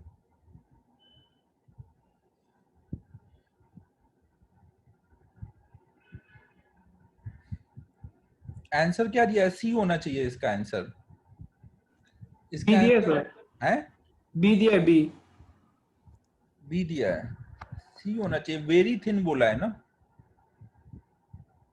तो इसमें देखो अगर हम सी वाला फॉर्मूला लगाएं, C equal to epsilon naught A दिया है विल हाँ ए इंटू दिया है पर फिर भी सी होना चाहिए ना। Epsilon naught A over D minus T plus T by के तो इनफाइनाइट है तो ये वाला टर्म तो जीरो हो गया। एल्यूमिनियम है ना, एल्यूमिनियम मतलब मेटल ना, तो अब ये एप्सिलॉन नॉट ए ओवर डी माइनस टी। अब इस टी को कंसीडर करना है या नहीं वो डिसाइड करेगा। आप बोला है वेरी थिन तो नहीं करना चाहिए ना, वेरी थिन है तो नहीं करना चाहिए, तो हम इसको बोल सकते हैं ये बराबर होगा epsilon naught A by D. लेकिन अगर हम करेंगे तब हम इसको ग्रेटर बोलेंगे। अब थोड़ा सा अब ये गड़बड़ है, वेरी थिन में तो मेरे हिसाब से नहीं करना चाहिए, थोड़ा इंक्रीज होगा, थोड़ा सा होगा, बट ये क्वेश्चन उतना क्लियर नहीं है ना, क्योंकि वेरी थिन बोलने का मतलब होता है कि थिकनेस नेग्लेक्ट करो।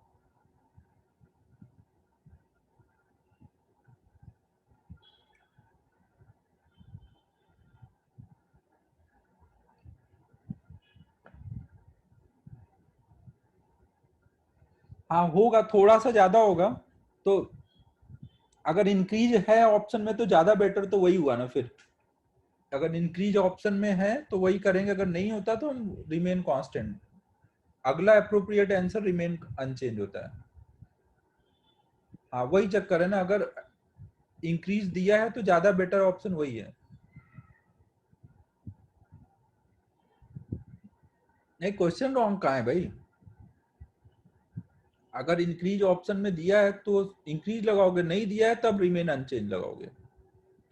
ए हटा के मान लो बी सी डी होते तो वहां पे में इंक्रीज डिक्रीज तो नहीं हो सकता, तब सी के लिए जाते। सर वो थिन नहीं दिया है, वेरी थिन दिया है, फिर इतना। हाँ वो तो है ही है, बट समझ बात को ना कि एक तरफ ये है एक तरफ ये है, अगर ये भी ऑप्शन में लिखा है ये भी लिखा है तो ज्यादा बेटर कौन सा है। मान लो ऑप्शन में ऐसे वैल्यू दिए रहते, भले सर ही अभी थी तो थिन बोल है। दिए थे सर, कितने तो बोनस जाते क्वेश्चन, तो उसमें वही करेगी ना सी। अब देखो भैया ये तो अपनी श्रद्धा है कि तुम क्या लगाओगे इसके आगे का। श्रद्धा नहीं। अब अप्रोक्सीमेशन करना है, वो तुम लोग ज्यादा समझदार हो, वैसे कर लो। मतलब दोनों अगर लिखे हैं और ये ऑप्शन भी है ये है तो ज्यादा बेटर तो यही लगाओ कि दोनों है, तो एग्जैक्ट आंसर ज्यादा बेटर होगा।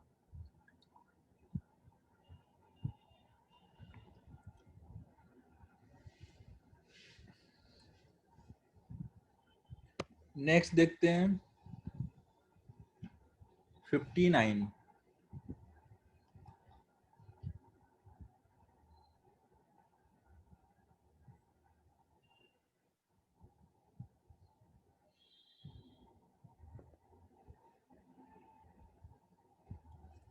59 में बोला गया है, अभी एक्सरसाइज 1 ही चल रहा है, कितना और बचा है? 76।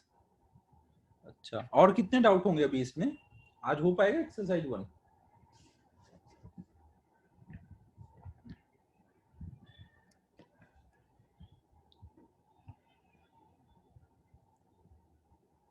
तीन है तब तो हो जाएगा।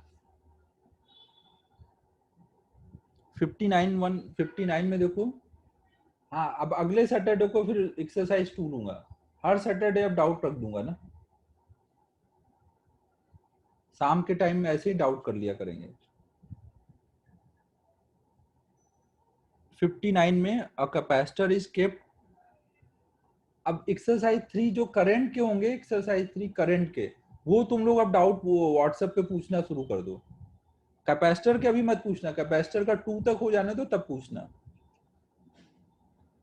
59 देखो, अब जिनका भी एक्सरसाइज 2 हो जाएगा उनका 3 फिर आप व्हाट्सएप पे पूछो ना, पहले मत पूछो, क्योंकि 1 2 कराने के बाद बहुत सारे डाउट क्लियर हो जाते हैं, तो 3 में कम डाउट आएंगे ना, पहले पूछोगे तो ज्यादा डाउट पूछोगे फिर। A capacitor is kept connected to battery and dielectric slab is inserted between the plate. During this process, no work is done. देखो यहाँ पर हमने कोई बैटरी कनेक्ट कर रखी है और एक स्लैब ला करके इसमें डाल रहे हैं।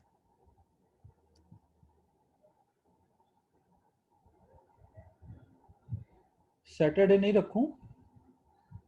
सैटरडे नहीं रखूं तो फिर अपन थर्सडे को रख सकते हैं, फिर थर्सडे को रख लेते हैं इवनिंग में, चलेगा, थर्सडे कर देते हैं। चलो, तो अब देखो ये 59 में बोला गया है कि यहाँ पे हम इसको इंसर्ट कर रहे हैं। अब मेरे को ऑप्शन एक बार पढ़ने दो। No work is done at the cost of energy already store in the capacitor before slab is inserted.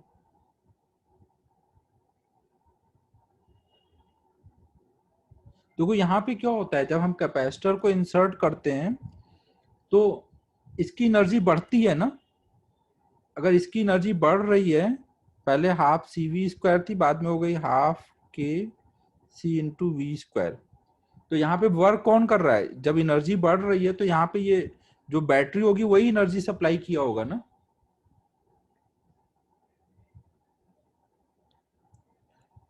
तो work is done at the cost of battery, यही होना चाहिए। एक बार आंसर देखो इसका क्या है।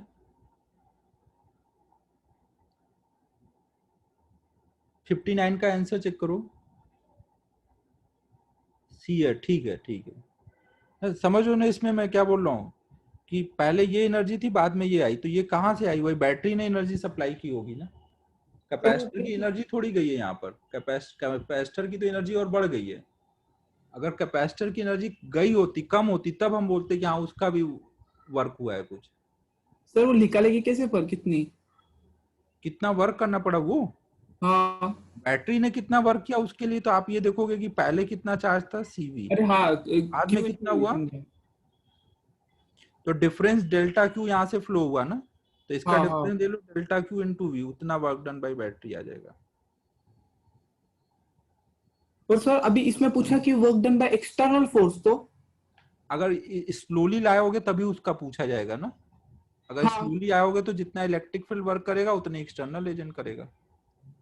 और अगर फास्ट लाते तो काइनेटिक एनर्जी भी देखनी पड़ेगी कितनी आई हुई है, फिर डब्ल्यू ऑल बराबर डेल्टा के करते, के पता होता है, ये एफ ऑफ ई पता है, तो उससे आता वो। तो ये हीट कब आती है कंसिडरेशन में? देखो हीट जो आती है नॉर्मली जब ये फास्ट आता है तभी हीट आती है, तो फास्ट का केस आपको नहीं मिलेगा। वो सॉरी कैसे पर फिर? देखो हीट कब आती, जब इसमें यहाँ पे कुछ रेसिस्टेंस भी वायर का दिया होता। नहीं सर, इसमें इसी मॉडल में लिखा है कि कैपेसिटर भी कभी कभी हीट प्रोड्यूस करते हैं, लिखा मतलब ऐसे क्वेश्चन में था, सॉल्यूशन में। नहीं, वो तो जब इसमें से डिफ्यूजन करंट जा रही होगी, डिस्प्लेसमेंट करंट। नहीं वो नहीं था उसमें। अच्छा मतलब अच्छा वैसे। हाँ, तो इन शॉर्ट सिर्फ रेजिस्टर ही हीट पैदा करता है ना? हाँ, इन शॉर्ट रेसिस्टर ही करता है, okay sir. In short resistor ही करता है। हाँ। और देखो कई बार क्या होता है कि आप तेजी से जैसे इसको लाए, बीच में तेजी से लाए ना, तो हाँ चार्ज सर। बहुत तेज फ्लो करेगा। अगर चार्ज तेज चल दिया तो भी वो एनर्जी रेडिएट करता है ना, मैक्सवेल लॉ के अकॉर्डिंग। अच्छा। तो उस टाइम में भी एनर्जी का लॉस हो जाता है। स्लोली जब हम लेके आते हैं तब एनर्जी का लॉस नहीं होता है ना। एनर्जी फिर जितना, मतलब जब तक बोला ना जाए, जब तक मतलब रेजिस्टर ना हो तो नहीं मानेंगे ना? हाँ अगर हाँ हाँ हाँ, ओके क्वेश्चंस सर। आएंगे तो उससे ये क्लियर होगा। कहीं यस पे सर। कोई तुम्हें ऐसा डाउट लगे तो लाओ, तो मैं उसमें समझा दूंगा ना क्या होगा। चलेगा सर। नेक्स्ट अब 67 देखो।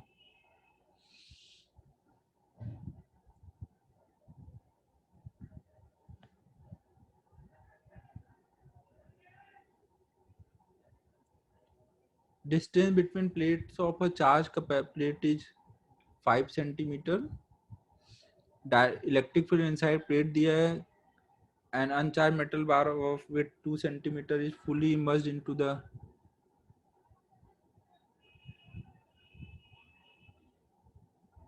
length of the metal bar is same as that the plate. Voltage across the capacitor after the immersion of,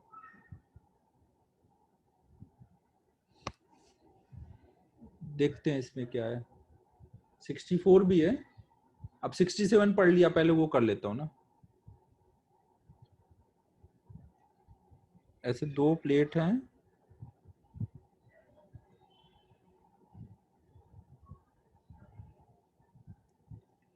इनके बीच की डिस्टेंस दी है 5 सेंटीमीटर। इलेक्ट्रिक फील्ड दी है 200 वोल्ट पर सेंटीमीटर। ध्यान रखना है, डिस्टेंस सेंटीमीटर में यूज करेंगे, ईवी वोल्ट पर सेंटीमीटर में। An uncharged metal bar of width 2 centimeter is fully immersed in the capacitor.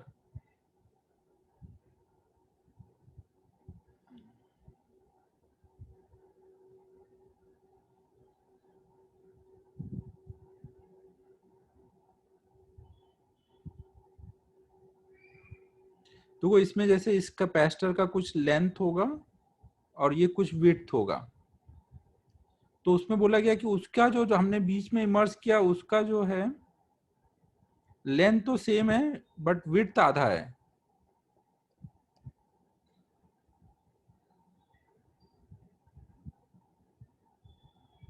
Width कितना है ये बताया भी तो नहीं गया। एक second, sir 2 centimetre and 5 centimetre दिया डायमेंशन।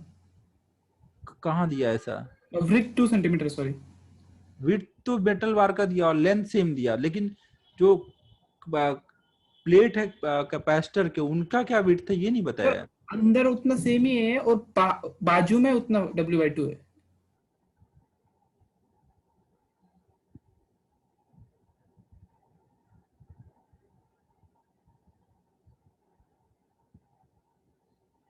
मेरे हिसाब से ये कुछ ऐसा क्वेश्चन है ना। मतलब 5 और 2 वैसा। 5 और 2 मतलब ये ऐसे दिया और बीच में यहाँ पर ऐसे, हाँ ऐसे ही हाँ मर्ज ये किया है। यही यही। हाँ ये 2 है। कुछ मैं ज्यादा ही दिमाग लगा रहा था ना। नॉर्मल क्वेश्चन है, ऐसा कुछ दिया है। तो हमें इसके क्रॉस जो वोल्टेज डिफरेंस होगा वो क्या होगा। देखो इसके इमर्स करने से क्या चार्ज चेंज हो जाएगा, ये बैटरी से डिसकनेक्टेड है ना।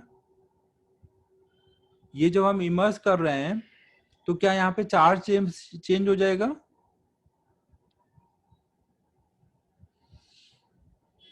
बोलो बच्चों, चार्ज चेंज होगा क्या? नहीं होगा ना।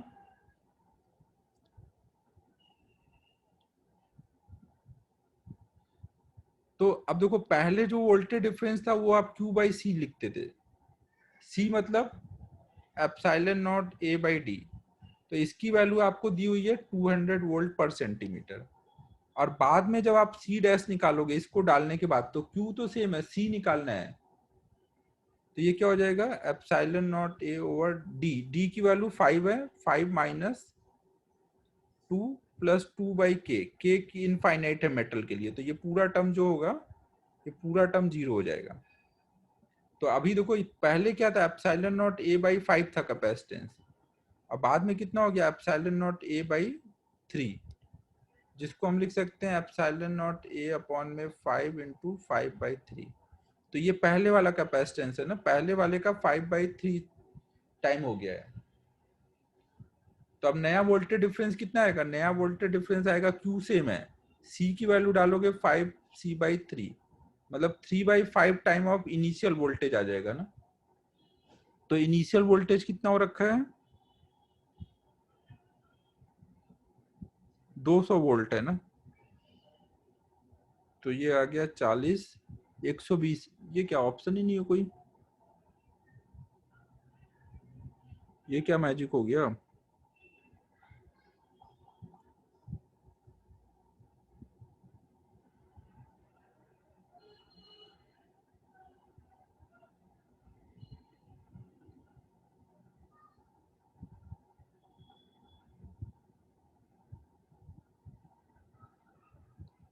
अच्छा अच्छा, 200 इलेक्ट्रिक फील्ड है, 200 इलेक्ट्रिक फील्ड है, ओके। तो हमें वोल्टेज डिफरेंस निकालना है। तो यहाँ पे देखो 200 जो है, इसमें जब हम 5 मल्टीप्लाई करेंगे तब ना ये E इंटू डी करेंगे तब V आएगा ना। E दिया है हमें, क्या लिख रहा हूँ, V equal to E into D होता है ना, E दिया है, D दिया है, तो यहाँ से यहाँ तक का वोल्टेज डिफरेंस शुरू में निकाल लिया।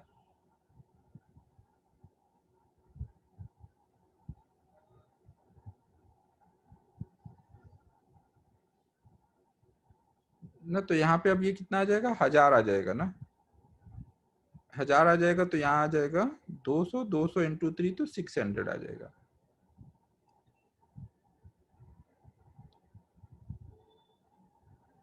अबे भंडारी तू क्या बोल रहा है, 200 इंटू 5 - 2,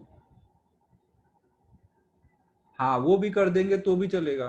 देखो भंडारी क्या बोल रहा है, जो इनके बीच का इलेक्ट्रिक फील्ड है वो क्या चेंज हो जाएगा, डाइलेक्ट्रिक यहाँ डाला तो यहाँ 0 हो जाएगा ना, बाकी जगह इलेक्ट्रिक फील्ड तो अब भी वही 200 रहेगा। तो यहाँ से यहाँ तक का वोल्टेज डिफरेंस और यहाँ से यहाँ तक का टोटल ये कितना चलना पड़ेगा, 3, तो 200 इंटू 3 कर देंगे तो डायरेक्ट आ जाएगा उतना वोल्टेज डिफरेंस ना। 67 समझे ना।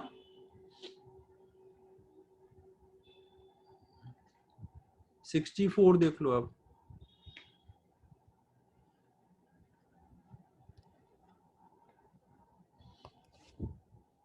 सिक्सटी सेवन में यार मैंने तो मचाया है वैसे देखा जाए तो।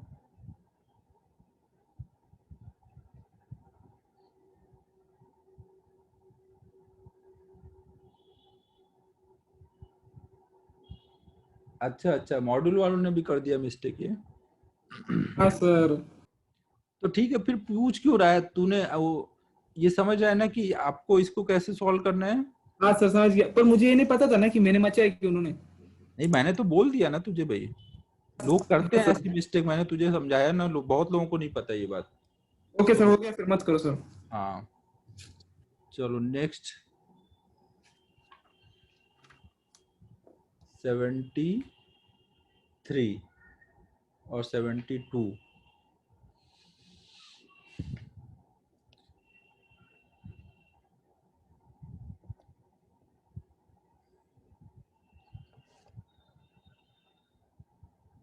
सेवेंटी टू में देखो क्या बोला गया है, 2 कैपेसिटर C1 और C2 दिए हुए हैं।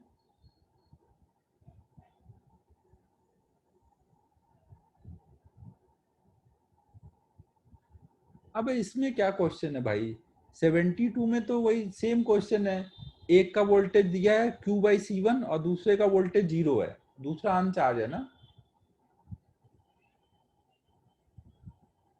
हाँ आज एक्सरसाइज 1 ही करेंगे ना। ये समझो 72 में पहले वाले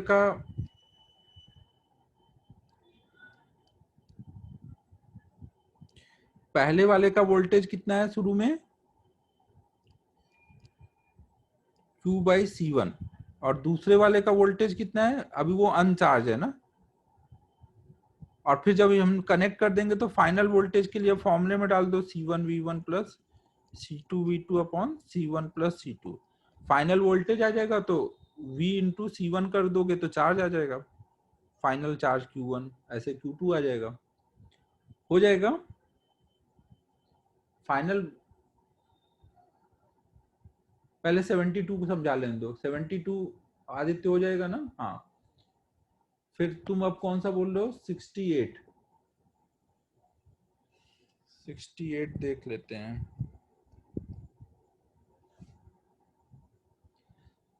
As in figure shown, if a capacitor C is charged by connecting it with a resistance R, then energy is given by battery will be। ये तो कराया है ना भाई, जितना कैपेसिटर स्टोर करता है उससे डबल देता है ना, आधी लॉस हो जाती है।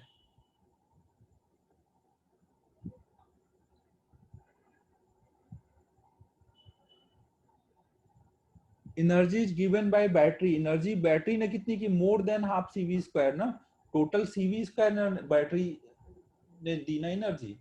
50% लॉस होके 50 बची है।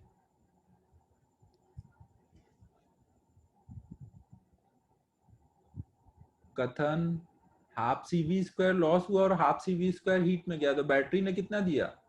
टोटल CV स्क्वायर दिया ना।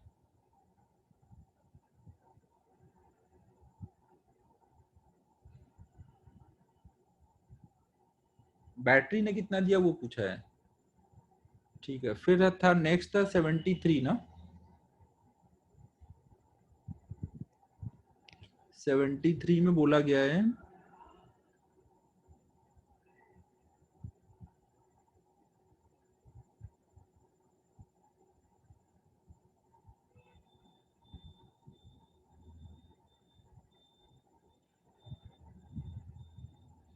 तो इसमें ये बोला जा रहा है कि जब हम इसको स्विच को हटा देंगे तो ये किस टाइम कांस्टेंट से डिस्चार्ज होगा।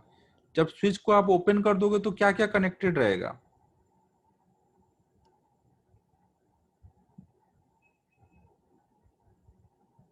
ये ऐसे है ना, ऐसे का मतलब ये दोनों पैरेलल में लगे हैं, ये 1 किलो ओम है, ये भी 1 किलो ओम है, तो आपका यहाँ पे क्या हुआ है? ये ऐसे हो गया, दोनों का इक्विवेलेंट लगा दो।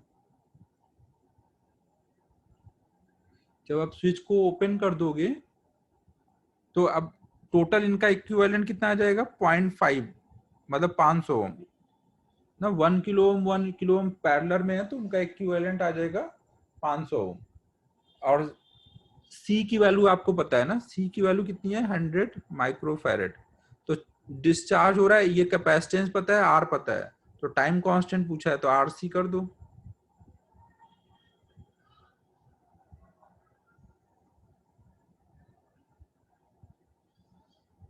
73 हो जाएगा। 73 में स्विच ओपन होने के बाद इतना ही बचेगा ना, तो इसका टाइम कांस्टेंट इन दोनों का इक्विवेलेंट लेकर कैसे बना के बता दो। फिर नेक्स्ट कौन सा है? 75।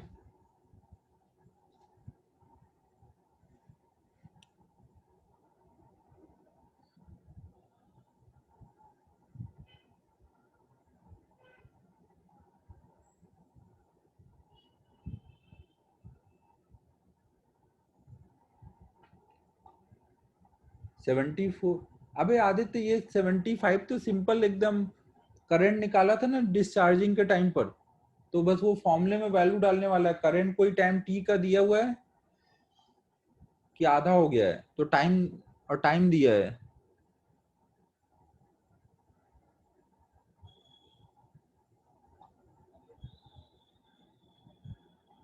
तो एमीटर का हमें रेसिस्टेंस निकालना है।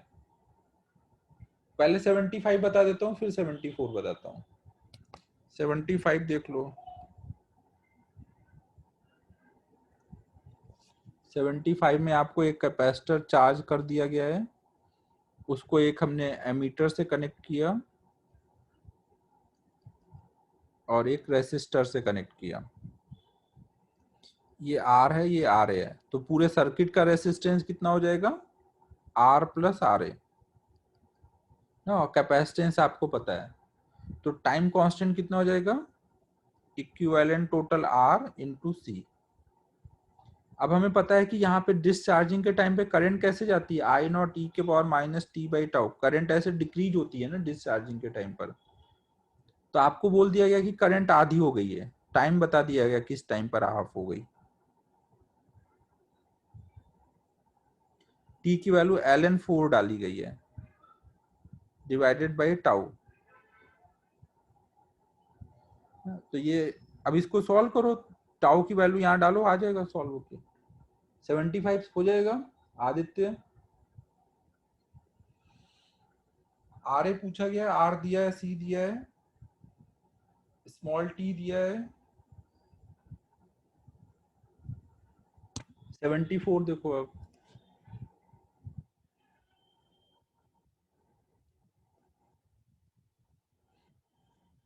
In RC circuit shown in figure, total energy of this is dissipated in a। हो गया सर उसका सॉल्व। अच्छा हो गया, हाँ, उसने कैलकुलेशन मिस्टेक की होगी पक्का, ठीक। मतलब उसने ठीक है। तो हो गए, अब सारे हो गए 7 एक्सरसाइज 1 के। ठीक है, तो फिर अब नेक्स्ट वाले थर्सडे को एक्सरसाइज 2 करा दूंगा। और तब तक अब आप मैग्नेटिज्म स्टार्ट कर दो ना, क्योंकि अगली क्लास में मोस्ट प्रोबेबली मैग्नेटिज्म वाला चैप्टर खत्म हो जाएगा। तो इसका 2 करो और साथ में उसका अब एक्सरसाइज 1 शुरू कर दो। ठीक है ना, इधर भी थोड़ा आपको ज्यादा करना पड़ेगा क्योंकि चैप्टर अब छोटे छोटे थोड़ा जल्दी जल्दी खत्म होते जाएंगे। तो होमवर्क खत्म करने में आपको थोड़ा सा ज्यादा एफर्ट लगाना पड़ेगा।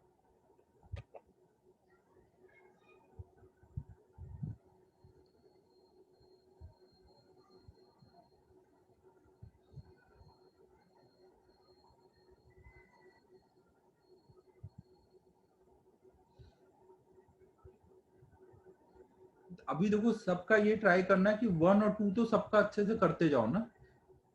3 का जितना टाइम मिले उतना कर लो, क्योंकि 3 के लिए अभी हमें टाइम मिलेगा, क्योंकि अपना एग्जाम डिले होना है। तो रिवीजन के टाइम पे भी आप 3 वाला लगा सकते हो ना। तो पहले 1 2 अच्छे से कर लो ताकि आपका एक अच्छा लेवल तक सब कुछ क्लियर हो जाए हर चैप्टर। ये 3 के लिए और इम्प्रूवमेंट के लिए करते रहना।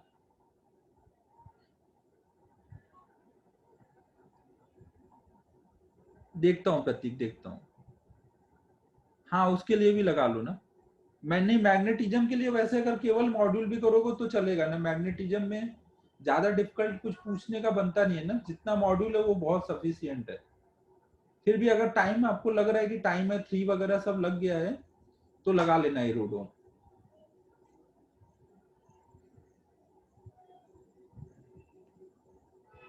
ठीक है, फिर क्लोज कर रहा हूँ।